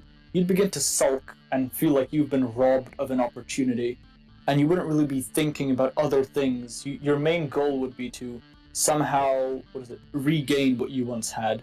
So if we think about it that way, we can kind of understand GW's perspective. Yeah, but a the bit thing more. is, GW is a corporation. It isn't a one person. I can understand one person thinking that, but a whole company made of hundreds of employees. You're gonna put them all at risk for that. Yeah, not the smartest thing, but I mean, I could see that happening. It's irresponsible. It is actually is. irresponsible. It is woefully irresponsible. Definitely, but I mean, I don't know about GW's whole company structure, because if we think of it as an authoritarian state where there's just the CEO who decides everything whatever they say goes, this could be a reality. However, if it's a council of people, then completely different story. I think it's more so like they're quite beholden to their stakeholders, and the stakeholders don't really care how they make money. But also, like I believe that there is a cabal of directors that is trying to usurp like the CEO, Yeah. and basically there's a power structure imbalance. Like there's a power struggle happening in GW right now between like Kev, the CEO, and the directors, maybe possibly. Yeah. Say, doesn't GW have like stocks that you could buy? Yes, they're very expensive, even for stocks. Would it be wise to invest? No, right now they're No? taking a very sharp downward plummet. Well, Because of what is going on, what we talked about just now. Yeah, fair enough. But I mean, if we could address the people out there right now who are not very happy with GW, don't think about the company. Think about your fellow man who has invested in these stocks. Think about them as a person. They have hobbies and desires too. We should help them out by all buying the new Squiggle set. No, Actually, think about it most now, most of the we probably stakeholders shouldn't. are basically like retirement, conglomerates. So Mm. they're not even one person; they're like a collection of retirement accounts. Oh, so it's like, a little cabal of people, little cult. It's not a okay. So the stocks are quite expensive, right? So no one person can have that many of them. Like even to get like Yeah. 0.1% of like stakes of GW, it's really difficult. So most people buy into kind of like a shared pool. Mm-hmm. So most of them are like retirees. So think of people. It's not really one person; it's quite a big group. Yep. So it's a nameless kind of share pool of people. It's like no one person has really good say in it, and most of the time these people don't know what's going on. Yeah, so we can't really blame them either. Yeah. I mean, at the end of the day, I just want to, think of it this way. I mean, I personally would be very upset if GW as a company just, like tomorrow had an email sent out saying, hey, yep, you know what? Everything's been going horribly. I think this is it for us. See you guys. And just disbanded. I'd be very sad. Because, I mean, at the end of the day, they are like the main thing out there which allows lots of people to enjoy their hobby. Oh, don't worry about it. Somebody else will fill their shoes. It's always just been if somebody goes bankrupt with an IP, right? They'll get souped up and bought by somebody else. Same thing with video games and stuff like that. So it probably won't be like any one of the other wargaming guys, but who knows? Maybe Hasbro will pick them up. Would it really be the same war game though? Okay, here's my theory with it, right? Yeah, I think overall it would be better if a larger company took over the IP. All right. Which is one of my main gripes with Games Workshop as a company. They feel like a startup company. A lot of their systems and a lot of their kind of a lot of their procedures are really, really ad hoc. And it's very strange for a multinational company to not have invested in even the barest minimum of of automation. Very strange. It's just very odd. I mean, it could be the thing that, since it's been working for them since, their young ages, they're of the mindset of don't fix something that ain't broke, despite it clearly being broken. But here's the thing, right? Yeah. It's probably the one thing that is stopping GW from growing as a company, which is their lack of automation, or even very basic automation. I'm not even talking about robots in the factories and stuff like that. I'm talking about all right, when I cash in at the end of the day, I still have to, I still have to write down how much I've earned for the day on a piece of paper, and then at the end of the week, I have to fill out a Google Sheet form to tell accounts how much I've made. I'm like, I mean, wait, why? you see, we may ridicule them now, but when the day comes and the machines rise up against humanity, they will be our... What do they call them? They shall be my bulwark against machines in this case. The GW Gestapo, and they shall know no fear. I don't know about that, mate. Like, I don't know. Like, a lot of other things like spring up to mind, like the fact that like the boxes, like so like GW, like, boxes come flat packed, and some guy in the factory is responsible for making them not flat packed. I'm like, why? Like, no offense to the bloke that's been doing it for like 20 years, but I'm like, why isn't that a robot or something, like a machine doing it? Yeah, well, think of it from the other perspective, right? That's creating a job opportunity for someone. All this industrialization creating of robots will eventually leave people without jobs. No, it creates opportunities for them to go into other industries. So, for example, right, like if you are going to have let's say like you do what Amazon does, right, and you heavily invest in automation for your warehouses, right? Yeah. Number one, you need people to actually fix and maintain those machines. Number two, you need to hire extra security, to guard those very expensive machines in your warehouses. Yeah. So basically, you're just creating more opportunities, but just different jobs. So essentially, not much is changing. We'll still need people to do specific duties. Yeah. Hopefully that stays like that. Be a very sad future if no one can get a job because machines are too good. No, basically, like humans will just switch over to more technical or more creative jobs. Sure, hopefully. Anyway, aside of dystopian talk, please continue with your little explanation. Oh yeah, that's probably the one thing that really weirded me out. Like, I don't understand. Like, we have all these funds. We have all this company is this big. It's a multinational company. It's a pretty big multinational company, and that we still have a guy that unflattens the boxes by hand. Yeah. I'm like, what? What? He's doing God's work.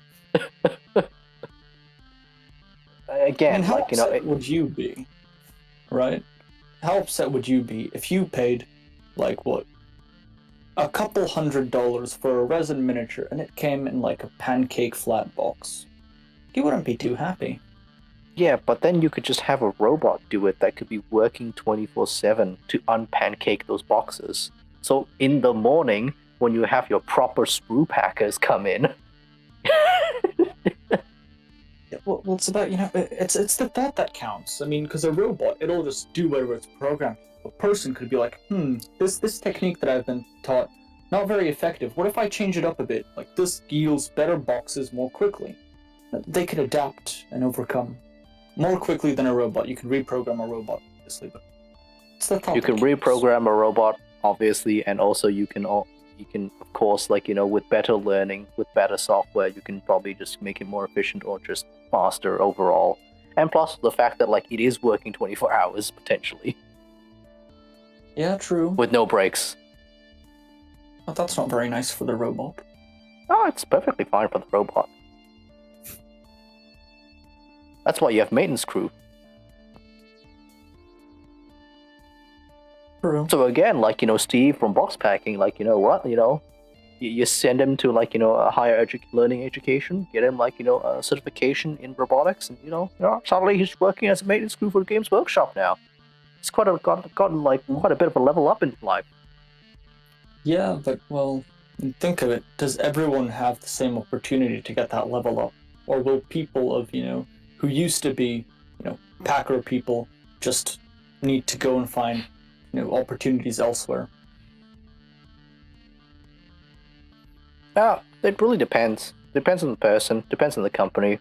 I would assume, like, if they're going for automation, they would just like move him to somewhere else or like give him a different job. Probably still keep them in the workforce because it'd be kind of rude to just be like, "Hey, y'all suck. Get out. We got robots." Not very nice. I mean, that's what they do all the time with managers, with store managers. Well.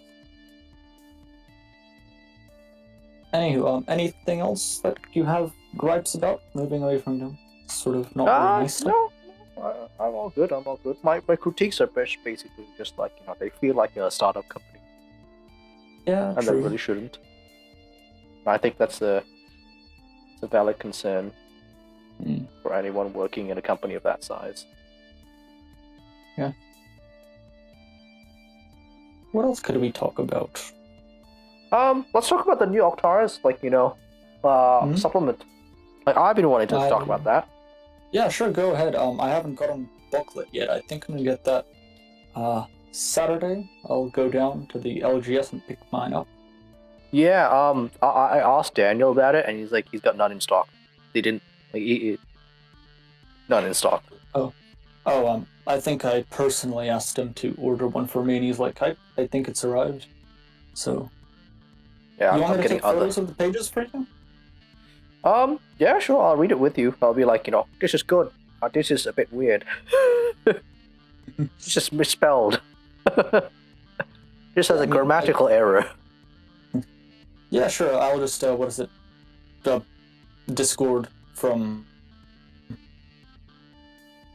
I mean, like, what we could do is that,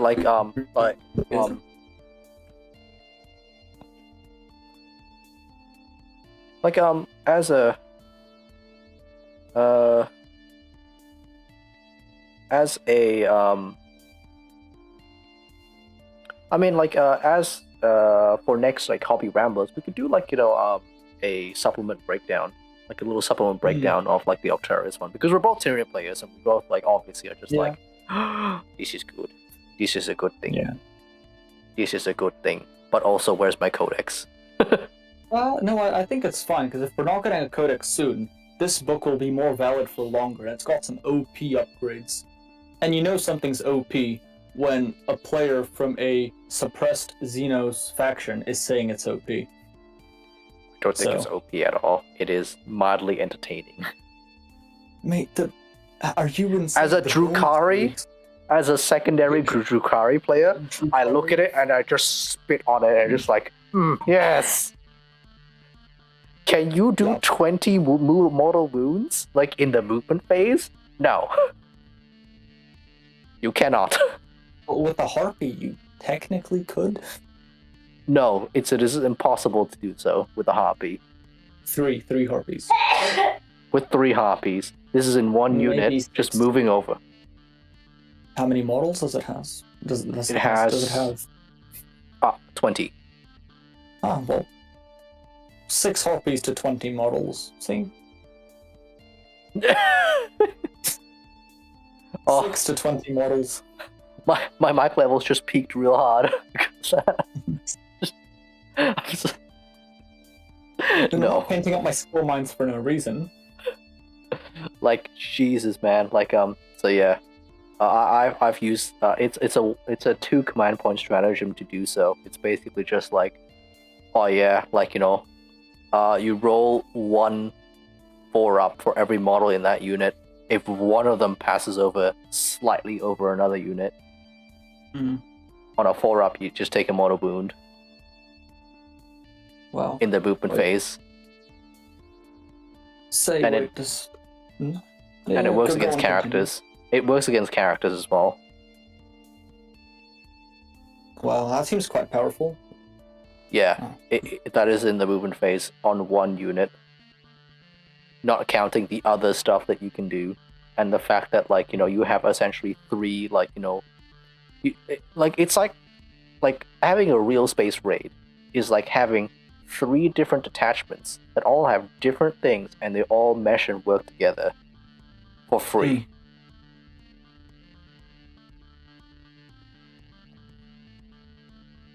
It's yeah. Quite good. I would assume the Drukhari. Lots of tournament winning from them lately.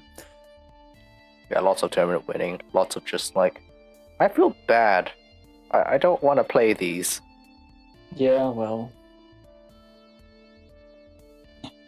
Like sometimes it's a bit like. Oh. Yeah, 1 moment. Go for it. Okay, let me just check on my little, like, strange lion friend. He's very pink and very blue right now. Alright, cool. So, I believe the next step for him is that I get some off-white. Or maybe some pure white. Yeah, let's go with pure white. Considering tonight has been like a very productive like painting night for me. Like, I've done what I need with Constantine Falco. I've done my red canvas with one of my warriors, so it's like, yeah, okay, cool. But let's try and get like some more Constantine Falcons. Very intricate work going on.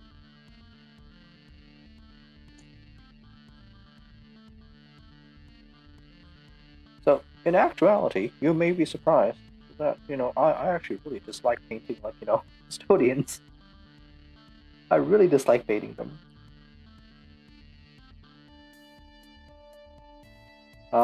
I think they're a bit dull and a bit boring to paint. And I don't much like the art style of them. I'm more of a Xenos guy, so I love painting skin, I love painting carapaces, I love painting weird, interesting things. Like, I've got like an archivist, which I'm going to be painting soon. Like, that'll be yeah, I can tell. And I've also got a hero duel. I've also found where my Neurothorps went, metal Neurothorps went. It's gonna be awesome when I paint them up, because they're old and they're not as fancy as the new ones. But you know what? I'm not as fancy as you guys, so that's okay. That's not too bad. Say, yeah, tomorrow I'm off to play a small game with one of my pals. He's gonna play Nids. I'm bringing the Astra Militarum against him. So I've got my list that I've been talking about. 2 Basilisks, 2 Engine Seers, HQ is a Psyker, and 2 10-man squads of Guardsmen. Okay. Yeah. I think his list is a Trigon Prime, Broodlord, 10 Gene Stealers, and 12 Hormagaunts. I see, okay. Should I, take photos of each turn, send them to you, and then we could, try making a, discuss the whole battle report, or? Oh yeah, of course, let's do it on, next week's Hobby Ramble, yeah.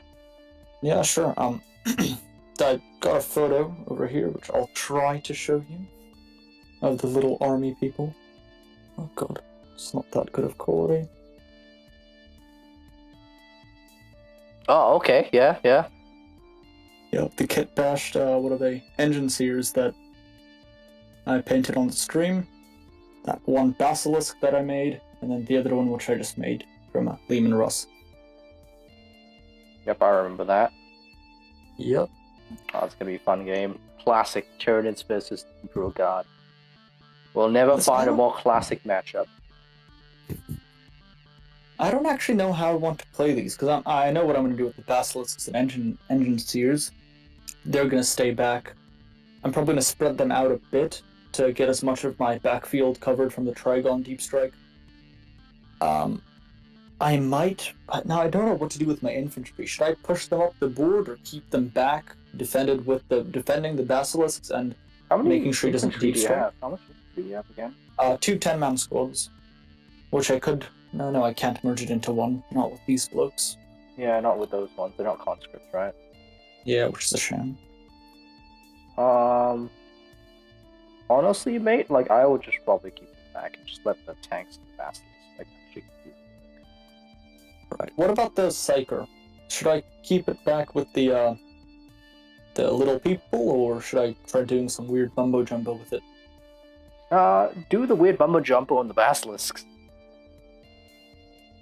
I don't think I got much of. Well, actually, no, I do. I think I took the two things that I took for it was so no smite, plus I think it was the Emperor's Gaze or something like that, where it's essentially you draw a straight line.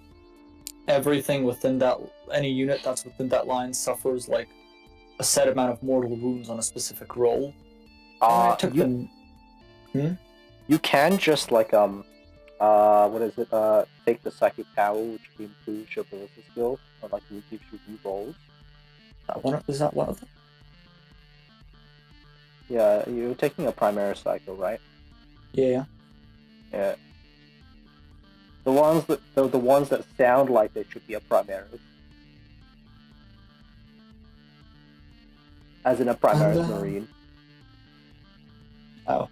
Is it? I thought it was just one of those cool Psyker people.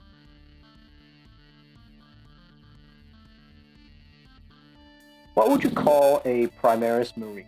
A Primaris Space Marine that is a Psycho? I don't know. It's not a Space Marine Psyker. It's just a little person.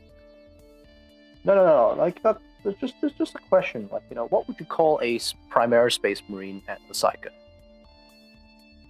What's the first thing that comes to your head?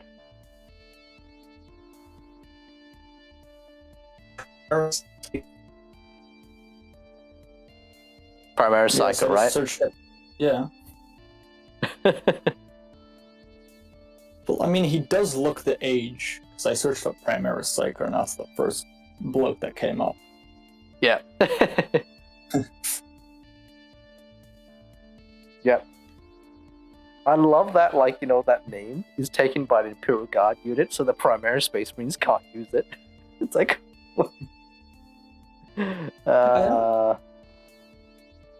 I don't see any of things that can help other units reroll ballistic skill. Let me just quickly check. Roll to hit, I think. Yeah.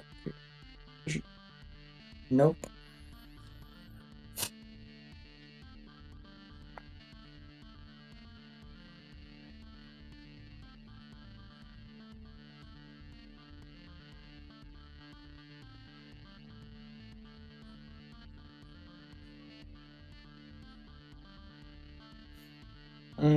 Yep, nope, I can't. That Battle Scribe doesn't allow me to take any of those. What? Same. What Battle Yeah, Scribe? Battle Scribe, it doesn't show me any.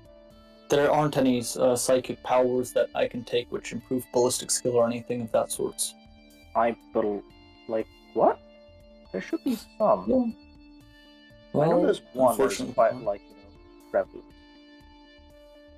well, Where's the Weird Vein Psychers? Might be them.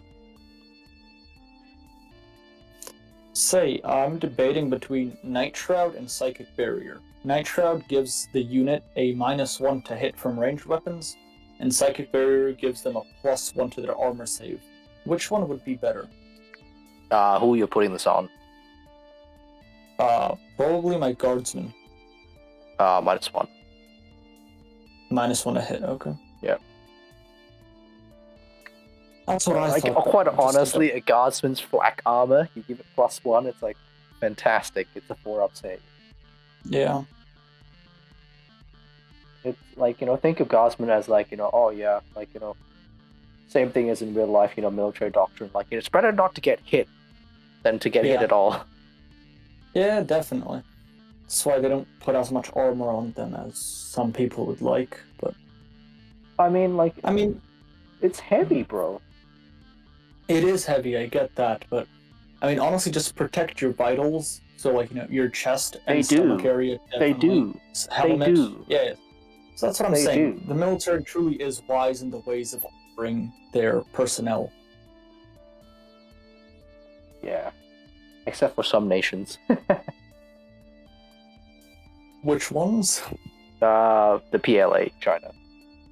Ah, They believe it lowers the morale of their troops to wear body armor. actually, quite the contrary, I'd say. Yeah, I know. But actually, it might be a detriment because, if you give someone who's never used body armor, like, a steel plate in front of them, and they're like, I'm invincible, they'd rush into battle and get shot to ribbons, and not the best situation for anyone in this case. I don't think anyone's like, there might be a certain percentage of the population where if you told them like, oh yeah, if you wear this plate, you'll be invincible to bullets, and they will actually believe it. I think like once you're in the military, there's a certain level of suspicion. Wisdom you gain. The wisdom of like not 100% trusting your superiors when they tell you like it'll be fine. Yeah. Because it usually is not fine. Yeah, but think of it this way. Body armor is actually very effective because it's easy to make and, it's your body, quite easy to defend. But, helmets, that's a real issue. Because body armor, just normal, ceramic plate and a Kevlar vest, it could usually take 5 to 6 shots from an AK before it begins to fail. Helmet, if you're being shot with a rifle, it's either not going to stop the bullet, or it's going to stop the bullet, but the amount of energy transferred to your skull will be enough to snap your neck. So it'll still save you against small arms fire and shrapnel, but just a bit of wisdom to spread. Yep, exactly. You gotta be careful with your head. Definitely. One of the most hardest parts of your body to actually protect properly. Yeah. I mean, like you can protect it somewhat if you're like wearing one of those like crazy bomb suits. Oh yeah, the ones with the whole like collar armor and stuff. Yeah, that is specifically so that you don't just whiplash your neck and just like, that's how most people die.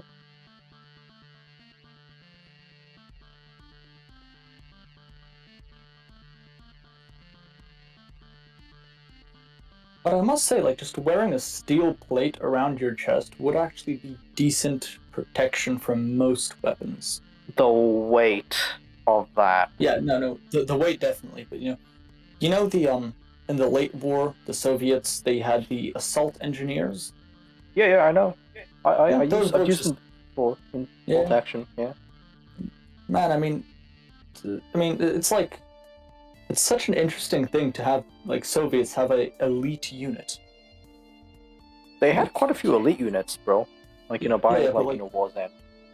Yeah, but I mean, it's just like, you just send people who are wise in the ways of engineering, know how to, like, do offensive defense, how to, bombs and stuff and grenades. You'd give them just, like, a steel plate and be like, all will be good, head out.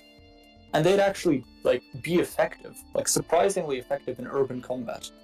Yeah, it is very surprising when you have an innate knowledge of, like, the engineering structural weaknesses of buildings, and you give them, like, explosives. You can make quick work of usually a city block. Yeah. It's like, this supporting beam is pretty, I could probably, blow this up with only, like, a quarter of the amount of C4 I would usually need. Yeah. Because, I mean, another thing is that when you're working with explosives, gotta keep in mind it could always do as much damage to you as it does to the enemy. And if you have an expert in that field, you're gonna, like, minimize your losses quite substantially, because they know what they're doing. Oh, yeah. Well, you would minimize the wastage. Like, yeah, that too. You run into problems sometimes where you just like you overkill something, and it's just like there was no need to like put that much explosives into that many bundle charges to go into that bunker. Yeah, But in definitely. the heat of battle, it's just like, yeah, cool, whatever. Whereas an assault, maybe an assault engineer would probably just go like, yeah, okay, I'm just gonna, you know. I mean, most of the time, assault engineers would actually be carrying flamethrowers anyway, so they just go like, right, just burn them out. No need explosives, just burn them out. Yeah. I mean, that's something the Germans actually excelled at with anti-tank combat. They actually knew exactly how much of what they would need to use to take down which vehicle. Yep, yep. Because they had so much experience and they were able to Yeah. gain that much training because they were in such hard tank battles very early on. Yeah, I'm just. Mhm. Like the main flaw of the whole defense of France was always that the upper echelon, it was a failure of the upper echelons of command, both the officers and also the higher tier command generals and the overall command structure. The troops were motivated. There were some pockets of resistance even after the fall of Paris, Mhm. but it was just it was too little too late. It was just yeah, the command structure and the officer rank just failed them horribly. Yeah. Around that time, France actually had the biggest and heaviest tanks in the war, and the Germans were very scared of them, the Shabby ones, and they were massive. I think they were 30 tons, not way more than that, so 40 or 50 tons or something like that. They're ridiculous like that, and it was just bristling with guns as you do with big heavy tanks of those days, and it was Yeah. just yeah, the Germans were extremely concerned about that because very few of their anti-tank guns could actually hurt them. Panzer 3 50 millimeter short barrels would just bounce right off them. It's just that's their mainstay. It's very few of the Panzer 4 long barrels or even the Panzer 3 long barrels were even in service. So they were just Yeah. wow, okay, so they need to swarm these tanks, and you needed to get one lucky shot in its heating vents on the side to disable it Yeah. on its radiator, and it's oh wow, that's ridiculous. Yeah. Definitely The getting that shot.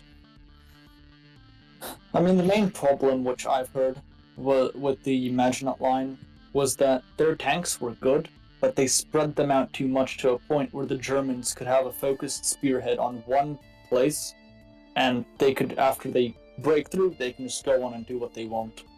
no. That's a massive oversimplification. So the problem was that the the French High Command couldn't make up their mind of where they wanted the tanks.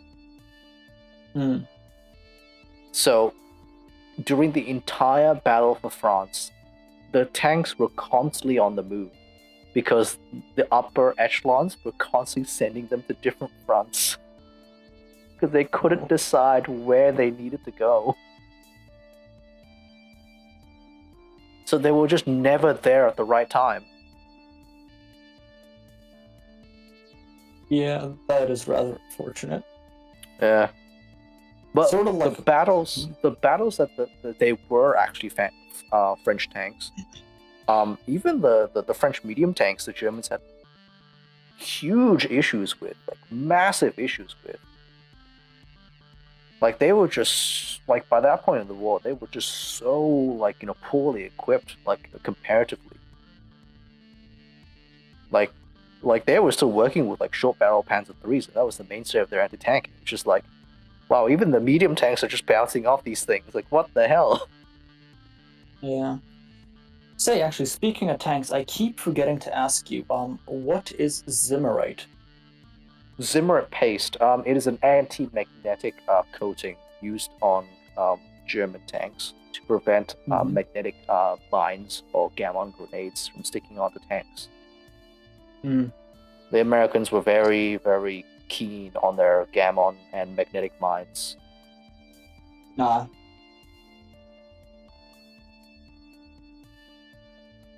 but also there were like I think I think by like late stage war, like very late stage war, they just like went like there's no more Zimmer paste, we've run out.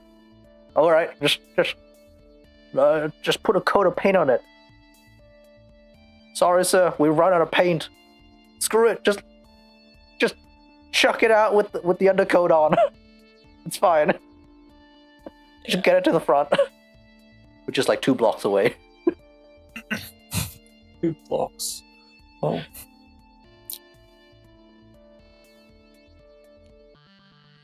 Yeah, like even to the very end, the Germans were a little bit of a perfectionist when it comes to their tanks and vehicles. So yeah, the French, they were actually very good at tank making. I think they were the first to invent they invented the first modern looking tank, which had the turret and the whole chassis thing. And furthermore, they also invented the oscillating turret, which I personally think was an epic design, though it was limited by the technology of the time because auto-loaders weren't nearly as good as they are now. Yeah, I mean, the French really pioneered auto-loaders. Their entire combat doctrine now revolves along their auto-loading system. Their magazine system autoloaders, which are very, very scary. I don't know if you've seen the Leclerc's Ari, but they're they'll just put 5 rounds down range in the span of 5 seconds. Well, I mean, I think autoloaders are very effective, very powerful.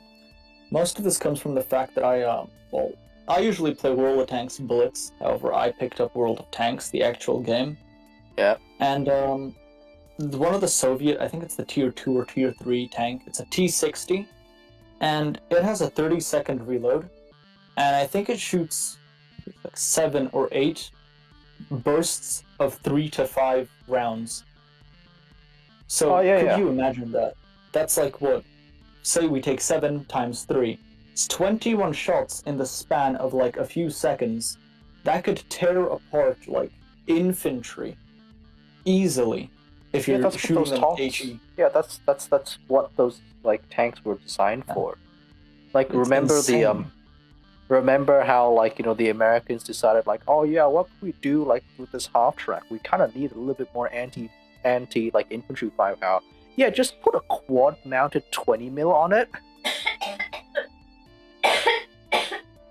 Yeah.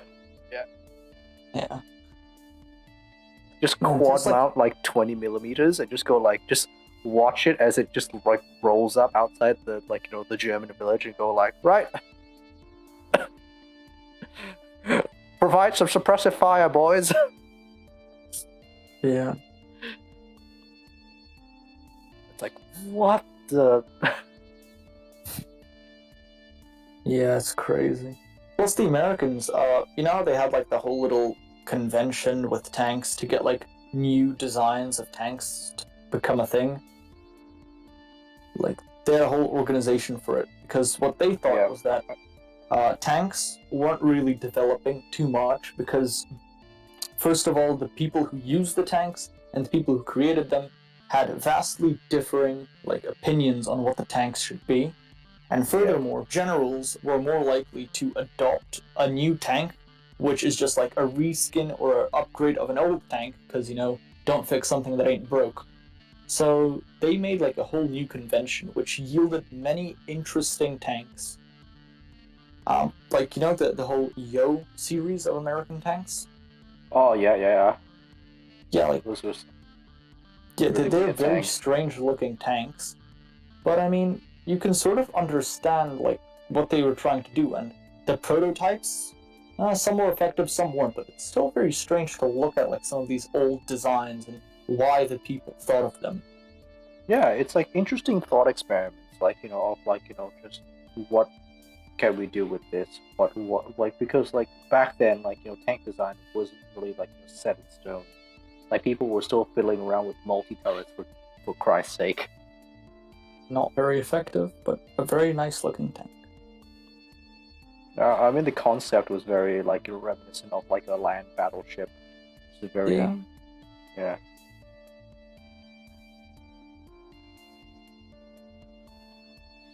Yeah. The main problem with multi-turrets, well, there's actually two. One being that due to the weight of the turrets, you can't have as much armor on it, and you kind of need more space for ammunition. And the other one being that it's very hard to commandeer. Like, And how are you also meant to? Mhm. also massively increase crew size, or you're basically putting so much strain on the crew inside to multitask. It's very hard to commandeer. So, like for example, right, the French heavy tank, the Sharp V1. Yeah, the tank commander on that tank, right, was both the radio operator and also the gunner for like the top turret, and Well, I also the mean, commander. yeah, no, I mean that I can sort of understand, but still, it would be quite hectic to be the commander. Yeah, that's like, and also this was before the days that like radio like was commonplace in tanks. So you had to shout over the engine and the sound of battle. Yeah, well, I mean, yeah, that is How what it does is. anyone like my gosh, that man, he's like doing 4 different things at once, and it's just like, oh my gosh. But like, those are somewhat closely related tasks. So They're not at all. no, because I mean, okay, think of it this way: he's shooting, loading, radio communication, and commandeering, right? Yeah.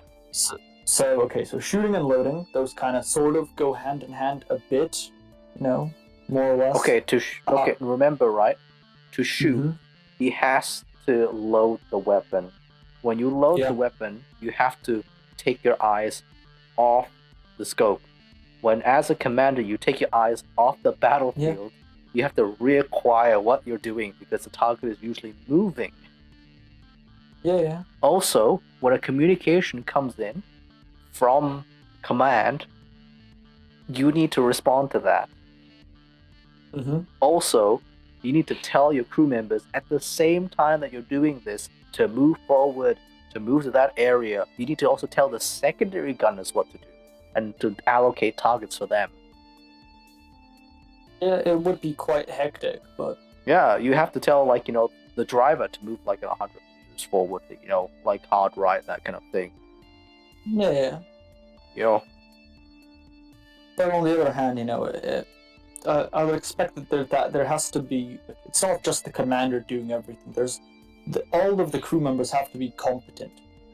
No. The thing is, right, that was one of the big flaws of the Sharp E1 was that the turret on top was so small that it could only fit one person at the top.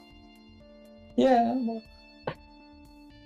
Well, that is one of my main gripes with French tanks. It's that despite them looking, like modern tanks and all of that jazz, and them actually being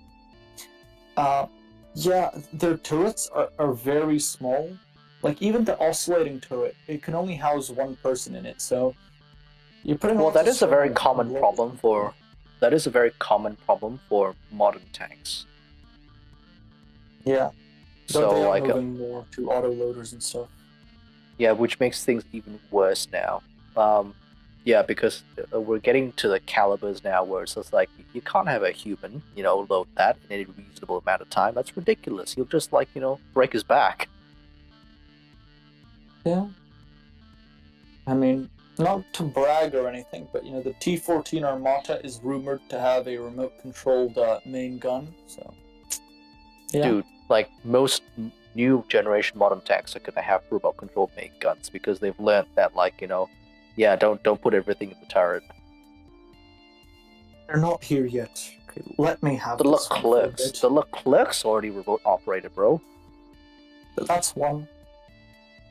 Like their entire system has always been remote controlled just because it's their autoloader system is so big and it's such an integral part of the turret mechanism. Like no one needs to be in there. Don't be in there. You'll fuck it up. Don't even look at it. French engineering at its finest. It's a black box. Don't even look at it. If you look at it, it might go wrong. I thought you could just let me have this one, but No communist nation will ever get the hang. They'll have anything. I disclose military secrets, and this is how you treat me. Just put it on the ground, right next to your cheese sandwich. The cheese sandwich. Full circle. Full circle. Well, I've effectively done painting. I'm really just waiting for paint to dry right now. How about you, Mr. Ari? Oh yeah, I'm done painting. Just here, discussing tanks. I mean, you want to just vibe a bit longer, just discuss something, and then call it a day? Yeah, let's do it. Yeah. Like, I'm waiting for stuff to dry and stuff like that. Like, I've done a lot of painting today, and went over to the local LGS to meet up with Daniel, and finally got my locker sorted. It can exactly hold 2 of my armies in 2 cases. That is all. Really? Oh, wow. Well, actually, why am I saying wow? The locker I share with another bloke also houses 2 armies. Yeah. It is not big enough. I was disappointed. Then Sarah recommended you can have more lockers. I'm like, how many lockers am I allowed to have? Well, as many as you want, as long as you pay the fee. Yeah, but then it's like, what's the point of like paying the fee if I have multiple lockers? Can I bring multiple people over and they don't need to pay for tables? Is that how it works? Are they paying for the lockers? I'm paying for the lockers. Well, actually, yeah. You do raise a valid point, because that you pay for the locker. It's not the person that gets the thing. It should be that if you pay for the locker, you can have that many people for free because you're paying for that many lockers. So essentially, it's the same as if you paid for 10 lockers and you had played free with 10 people on free tables, it'd be the same as 10 people getting lockers and playing for free at tables. Yeah. So, maybe. I mean, or they could give me a discount on like renting just the locker and not give me the thing. Oh yeah, that also. But then it'll be a question of like, oh, Lebensraum, like I will need 5. Like I will need 5 of your lockers, please, good sir. Then next month it'll be like, I'll need another 5. Oh yeah. Yeah, I'm gonna need like the entire display case outside. Well, actually, if we're very polite to Daniel, maybe he will allow us to house more of our miniatures there if they're painted nicely, which may be an issue for me, but nonetheless, it's worth a shot. Yeah. I'd be down for asking Daniel about that. Yeah. Say, if my book isn't, you want to like pick it up and read through it, or What do you mean? What? like the Actarius? I mean, are you coming down on Saturday? Oh yeah, I'm coming down on Saturday. I'm in the bolt action game. Remember, that's why I've I've built all these and glued all this to like their fancy bases. Look, lit bases. So if you're heading over, I mean, do you want to pick up Actarius and read through it over the day or two, and then you can hand it back to me on Saturday and we can discuss? It's released on Saturday, right? Is it? Yeah. Uh-huh. No, wait, you're getting it on Saturday, right? Yeah, probably. Yeah, so like, why don't we just read through it, like, on Saturday? Then, yeah, sure. We can just sit together and read through the book. Yeah, and then I'll just be like, Yeah, that's why I've got these. So I've got like, I 3D printed these lip bases, and they're great because they are going to be awesome for water effects, because I want these to be like in like a swamp. Oh, in water. Yeah, in a swamp. So like so the when you're pouring water effects, you usually need to have like some sort of like lip, like that you make out of like tape or like glue tack. But with this, it comes with it. So it's like just pour it in. Mm-hmm. When you're done painting it, it's like bro. So I want that kind of like swampy, like island, like feel, where it's like of course U.S. Marines, island hopping. Well, Ah, gosh, that's I'm that. really excited about bolt action. You know, it's just like all the requisite like good stuffs. Like for me, at least, like when it comes to wargaming, like you know, it's simple, it's quick, it's fun. I think it's pretty fair. Is it really easier than Warhammer and more balanced? For me, it's just because like an infantryman is an infantryman unless otherwise stated. He is like, you know, this veterancy, and that is all he ever gets. Mm-hmm. A submachine gun is a submachine gun. There are no super ultra special submachine guns. Shame. Yeah, the super special, ultra special submachine guns are called assault rifles. Makes sense. There's no discernible difference between Kar 98 and a Mosin Nagant. And also, like, you know, armor thicknesses like vary, like, you know, very little. Like, it's not like in Warhammer sometimes where it's just like, you know, in the previous editions of Warhammer where it's like, why is this thing 11? I don't get it. Yeah. It's just, this thing is a light tank, it has light armor. It has these armor like facings, unless otherwise stated. Yeah. Like, I believe like there are some tanks which do give you an extra armor upgrade. Like extra like you can for extra points you can give like, you know, field armor, which reduces the effectiveness of like shape charge, like bazookas and Panzerfaust and Panzerschrecks. So it's like armor skirts. Say, the thing I mentioned, shucks, I just had it in my head. Now it's gone. Oh well. The It was a Zimmerit. good thought. No, we just talked about Zimmerite. Or Zimmerite. Yeah. Yeah, and I like the whole balance thing of like, you know, there isn't like, you know, just one squad that can just do everything. You kind of need like everyone working together. Yeah, that's nice. Yeah, and also like tanks are like, you know, super overpowered. Which is a shame because they're meant to be. They're not Well, actually, meant no. to I be. think Yeah, I think they're at the right stage where they are now because they're overpowered against infantry, but something like a Panzerfaust has a decent chance of disabling it, which I think is fair. yeah. Yeah, But so. it's a high risk high reward thing where it's like, you know, Panzerfaust is one shot per game. It's not that accurate. You'd get real close to it.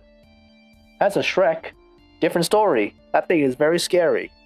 That is basically like an upgun bazooka, and bazooka is already pretty scary. Especially since like the U.S. Marines can get like a bazooka jeep. No, It is a bazooka. It's a jeep with 4 bazookas on it, no. and it just rolls around. Just like, look at that tank. Hey, howitzers, they have wheels, right? So they can move around a bit. Yeah, but you don't want to. Oh, Ari, I believe, has disconnected. Hello, Ari? Yeah, 1 moment. Should I intermission? Oh. Yeah, it'd be wise. Alright, like, we'll take a short intermission, be right back.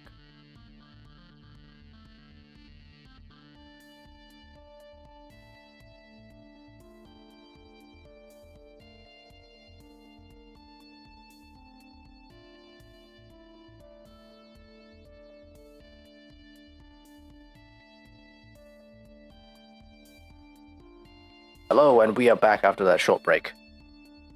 Yep. So were we talking about Panzerfausts and bazookas? Yeah. Oh. We were talking about howitzers. like howitzers that they have wheels. Yes, you can move them, but it's not a very good idea. They take a while to set back up again, so you'll miss an entire turn of shooting. Right. But like technically speaking, if there's like a tank somewhere, you could take your howitzer, move up to it, and just shoot it, right? If the tank is gonna sit there for 2 turns? What if they're very kind? I mean, if I was a tank, if I had a tank, right, and somebody, like, you know, moved their howitzer, like, towards me, I'd just be like, alright, I'm gonna tank shock you now. Yeah, just tank Yeah, shot makes you sense. off your gun, just like just wham, then mow you down with my machine guns, just like. Wait, give me a moment.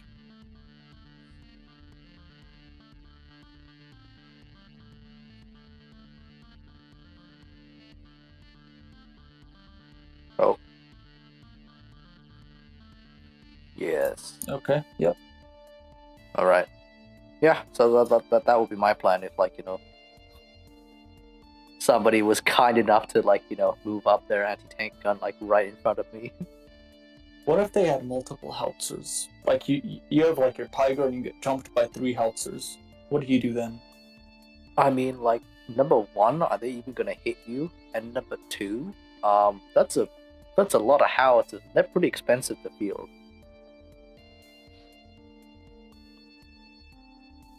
They're Well, real expensive to field.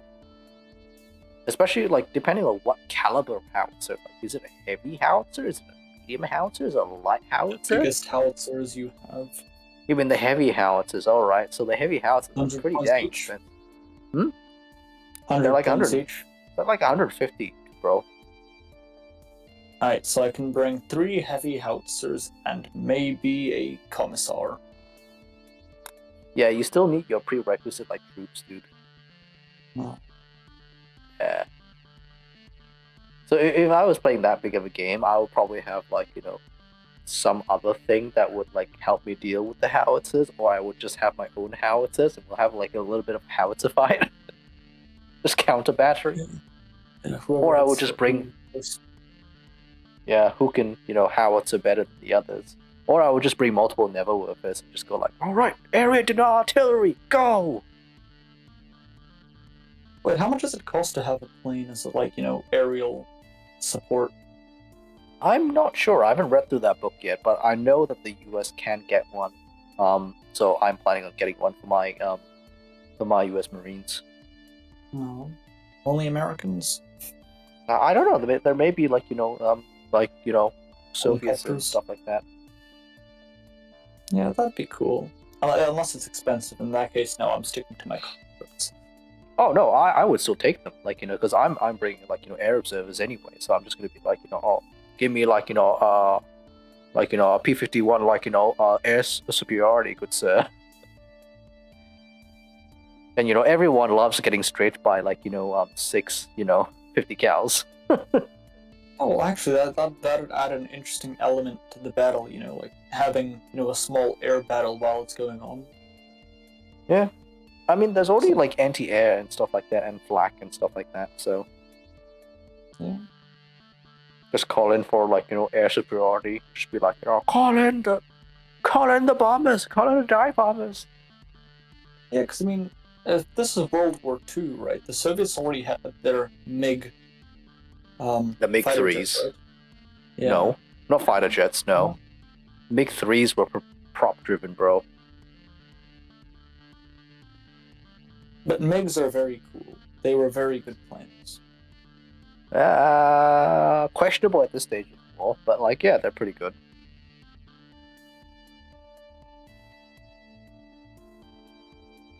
Remember, there were MiG biplanes in World War II. The Germans were very confused when they first saw biplanes. Yeah. I would were assume so. They were so shocked. They were like, what? And it was... Yeah.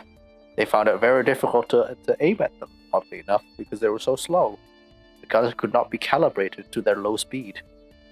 Oh yeah, I think I heard something about that. Where so I think Stalin, they needed more troops in the army. He was like, you know what?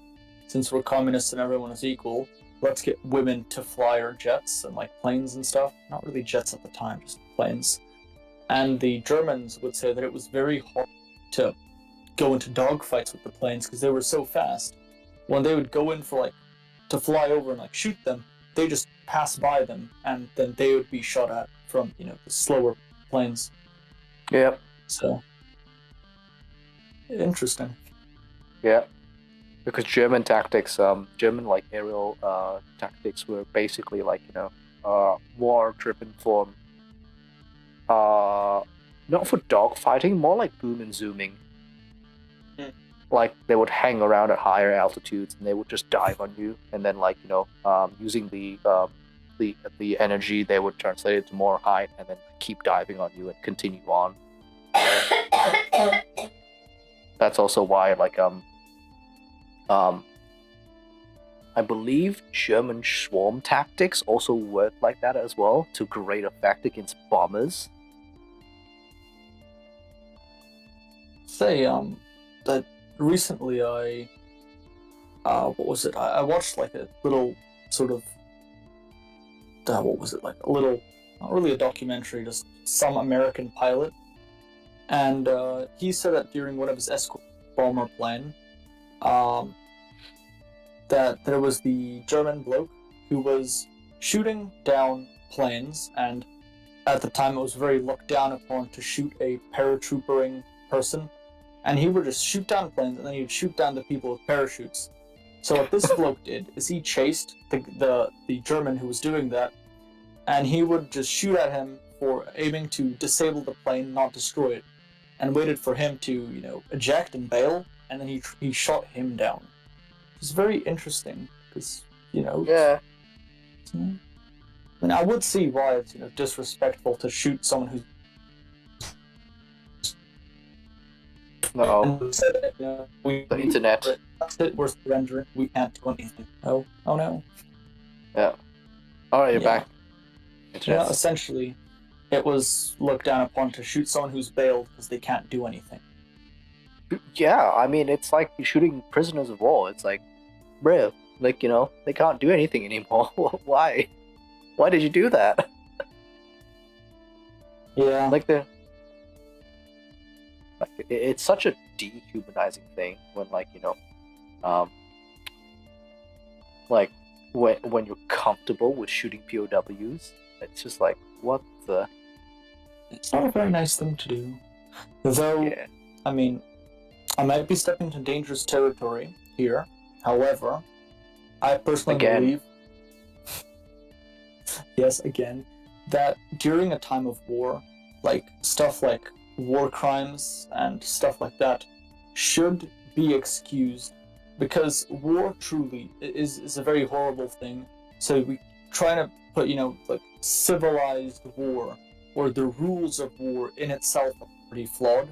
And furthermore, anything that you can do to shorten the war, no matter how unorthodox, should be taken in order to avoid, an extended war where more people will suffer.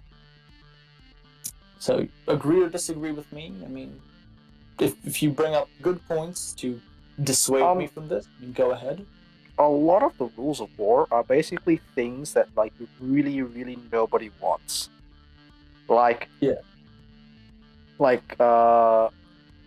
No looting.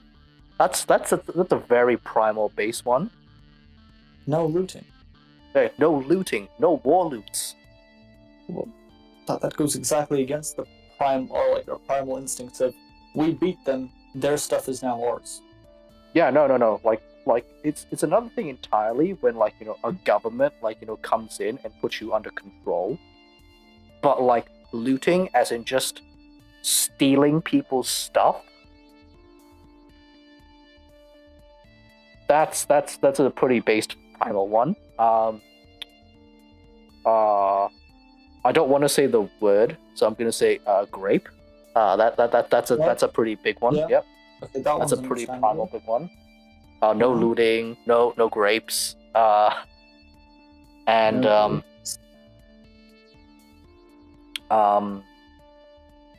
Once someone surrendered, you kind of treat them as prisoners. enslavement, enslaving. Yeah. Like POWs. That's also a very common one.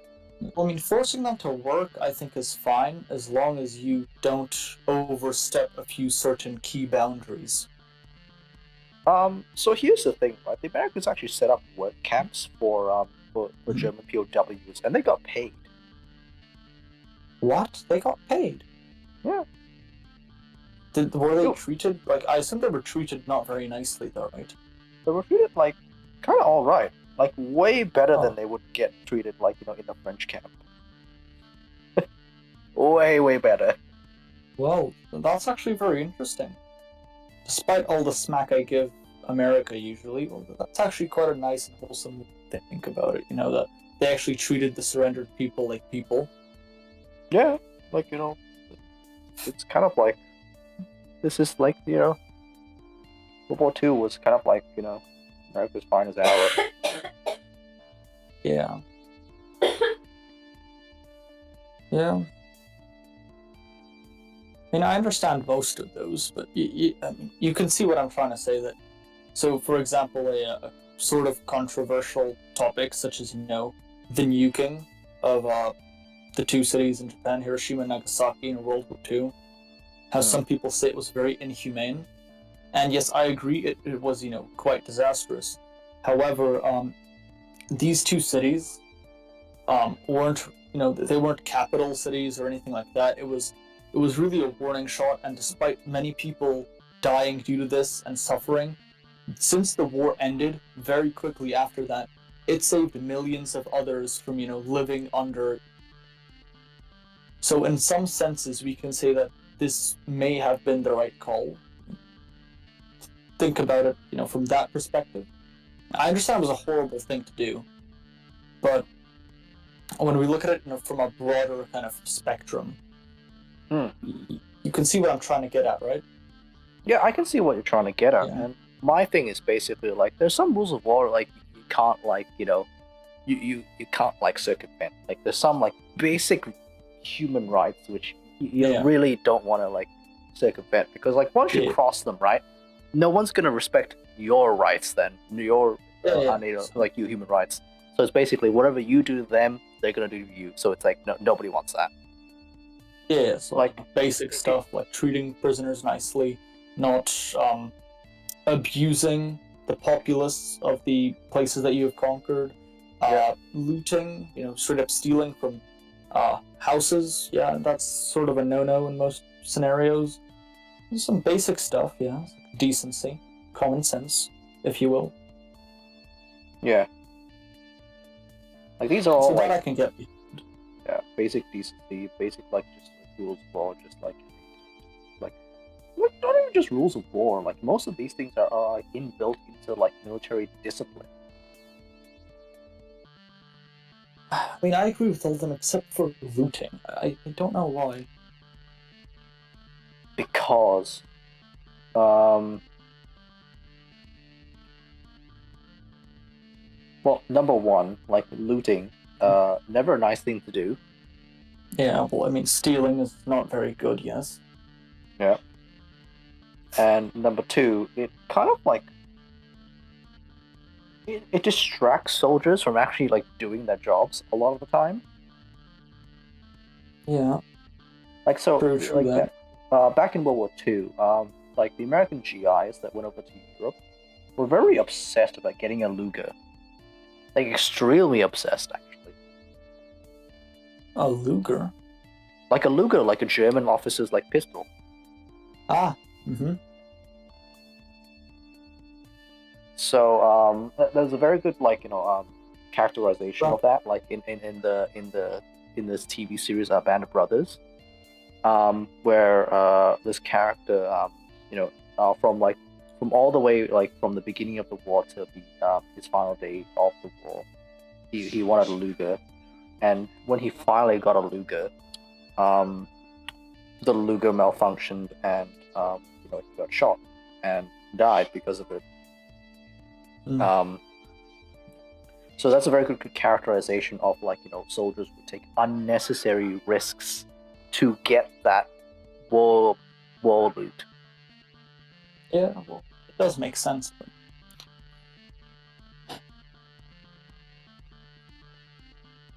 So you just got to be real careful about like what you like why people like loot. Yeah, I get that, but I mean, what I was mainly trying to get at was that there's been a battle for a town, and, you somehow managed to get the town. I'm looking in the houses for like bread, resources, stuff like that you could take with you. Maybe yoinking like a watch or two as like looting to get something from this, raise morale a bit. But that also exposes you to traps, like what they did. Like Yep. if you walk into a house and you see like a nice painting, you take that, bam, there's a stick grenade under the floor, you're gone. It's a high risk, high reward. Some might say it's too risky.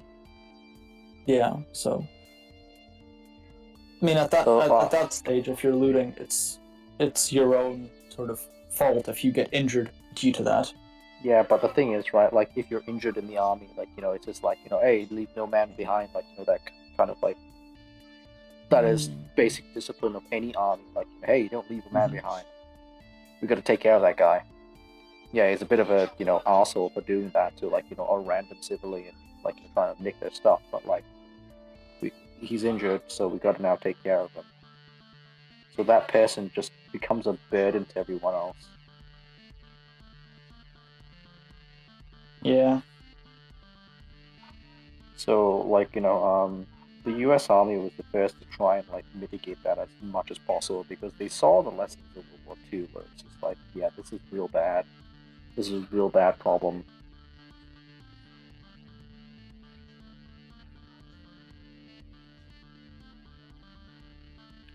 Like, especially when the Germans, like, started finding out about, like, hello? Alright? What the hell?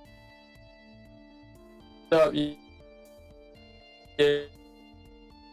Something. Hello? Hello? Yeah, I'm still here. I just went off for like a second to grab something, so everything's good. I'm still alive. The guest ship hasn't got me yet. I was like, am I just talking to myself yet? No, of course not. Yeah. Always listening. Look at that. Look at those horns. Yeah. Nice. Doesn't look very good, like, on this camera. I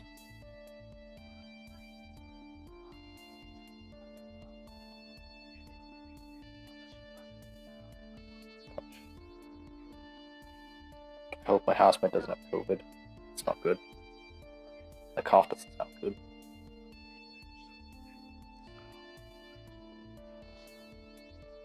So, any other interesting facts that you would like to share with us?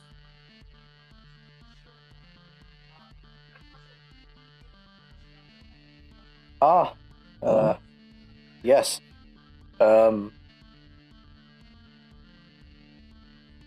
Soviets Well, quite notorious for having really bad POW camps. Yeah, well, yeah, they were quite bad, but I Like, mean, horrendous. comparing it to another nation, I know how they treated a specific religious group. Might not be that bad. Yeah, but to be fair, right, like, there's still some examples of real bad, like, camps now, like, from other parts of the war. Like, the Japanese were also very notorious for having really bad, like, POW treatment in World War II. And now, never again. Well, yeah.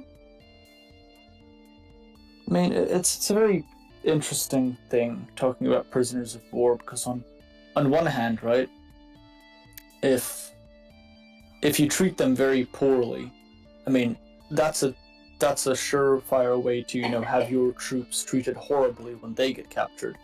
But if you treat them very nicely without like making them work and just doing stuff like that, like you're wasting valuable human resources of cutting lumber, mining for coal, and furthermore, you're wasting resources and just keeping them alive. So, not particularly. So, like, think about it like this, right? Like, so there was a very successful, like, I believe, like, German interrogator. He was super successful in getting, like, intel from, like, like, officers and stuff like that because he was really nice to them. Like, just really nice. He talked to them like people. And because he was a similar rank to the other officers, they respected him. So, like, just in passing conversation, when they were having a smoke or something, like, he would give, like, the other officers, like, smokes and stuff, like, in a POW camp. And they would have drinks together. And it was just like, Yeah, they will just like incidentally let out like little things here and there. Yeah, well, So it's kind of like another good thing about POWs is like the potential for like intel, extraction of intel. true. Like defectors aren't all that uncommon, like especially if you're like get treated quite well. Definitely, and also, not everyone is a fanatic, so quite a And not small percentage of people would be fanatics. So yeah. if you just can, pick your next interrogation carefully, you should probably be getting a bountiful amount of intel. Yeah, I mean, like if it's like a crewman, like like an airman, like he's just like oh, he's just trying to radar signatures or stuff like that. Oh, like oh, what awesome intel, yes. Yeah, but then again, I mean, if you are being sort of, interrogated, you should probably be a bit wise to what you disclose. Well, it depends because like remember, like most times, like prisoners are usually monitored, so like Yeah, conversations yeah. are obviously monitored. Yeah, so I mean, if you, after the war, you get sent back to your home country, and the next day the Gestapo's there, and they're like, ah, yes, hello, Mr. I don't know, Hans.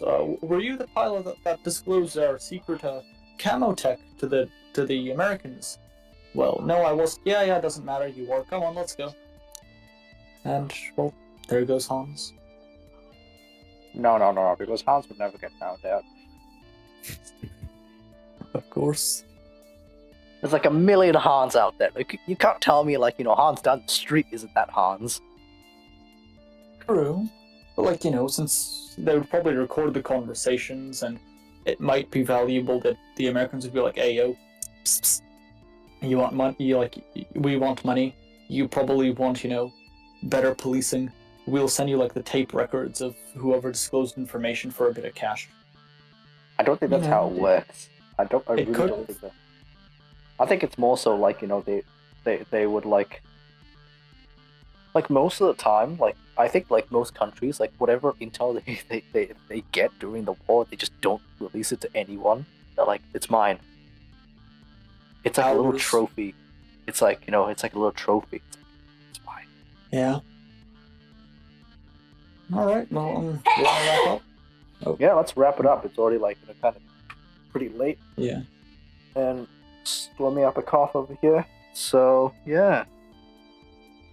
All right. Thank you very much for staying till the end, guys. I hope that you all enjoyed session 4 of Hobby Ramblers.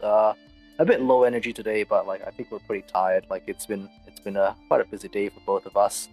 But like it's been extremely productive. Like holy moly, like I got a few pieces of Constantino done. Finally, I've done like his torso, pretty much mostly his entire torso. I painted up a carapace of Eternal Warrior, showed off my little bolt action miniatures that I, got done, and painted up a head. Ah! Oh no. Oh no! Oh, it's fine. It's all right. That's good. It's all right. Yeah, I painted up a head, which is which is a very good sign. Like, hopefully this head is going to be done soon. Images should be up on the screen shown of all that stuff, of what I've done. Mr. Ari. Yes. And yes, what have you done so far during this entire stream? Well, I painted up the little spore mines. Yes, that was that. Furthermore, I solidified my list for tomorrow. Hopefully I will have a good game.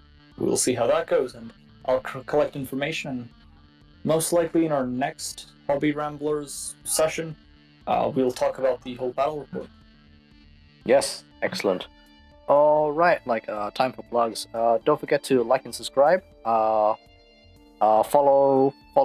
me at DragonTooth Makes on Instagram. And got anything to plug, Mr. Ari? Would you like to plug anything? Do you have social media? Not really. Still don't no. have social media? Okay, if you'd like to talk to Ari, you can always like message me and I'll pass on the message to Mr. Ari. He's a Russian black box. We don't know. I'm not even sure of his age. I think he's lying to me. Yeah. All right. All right. Have a good night, everyone. Good night. See you guys.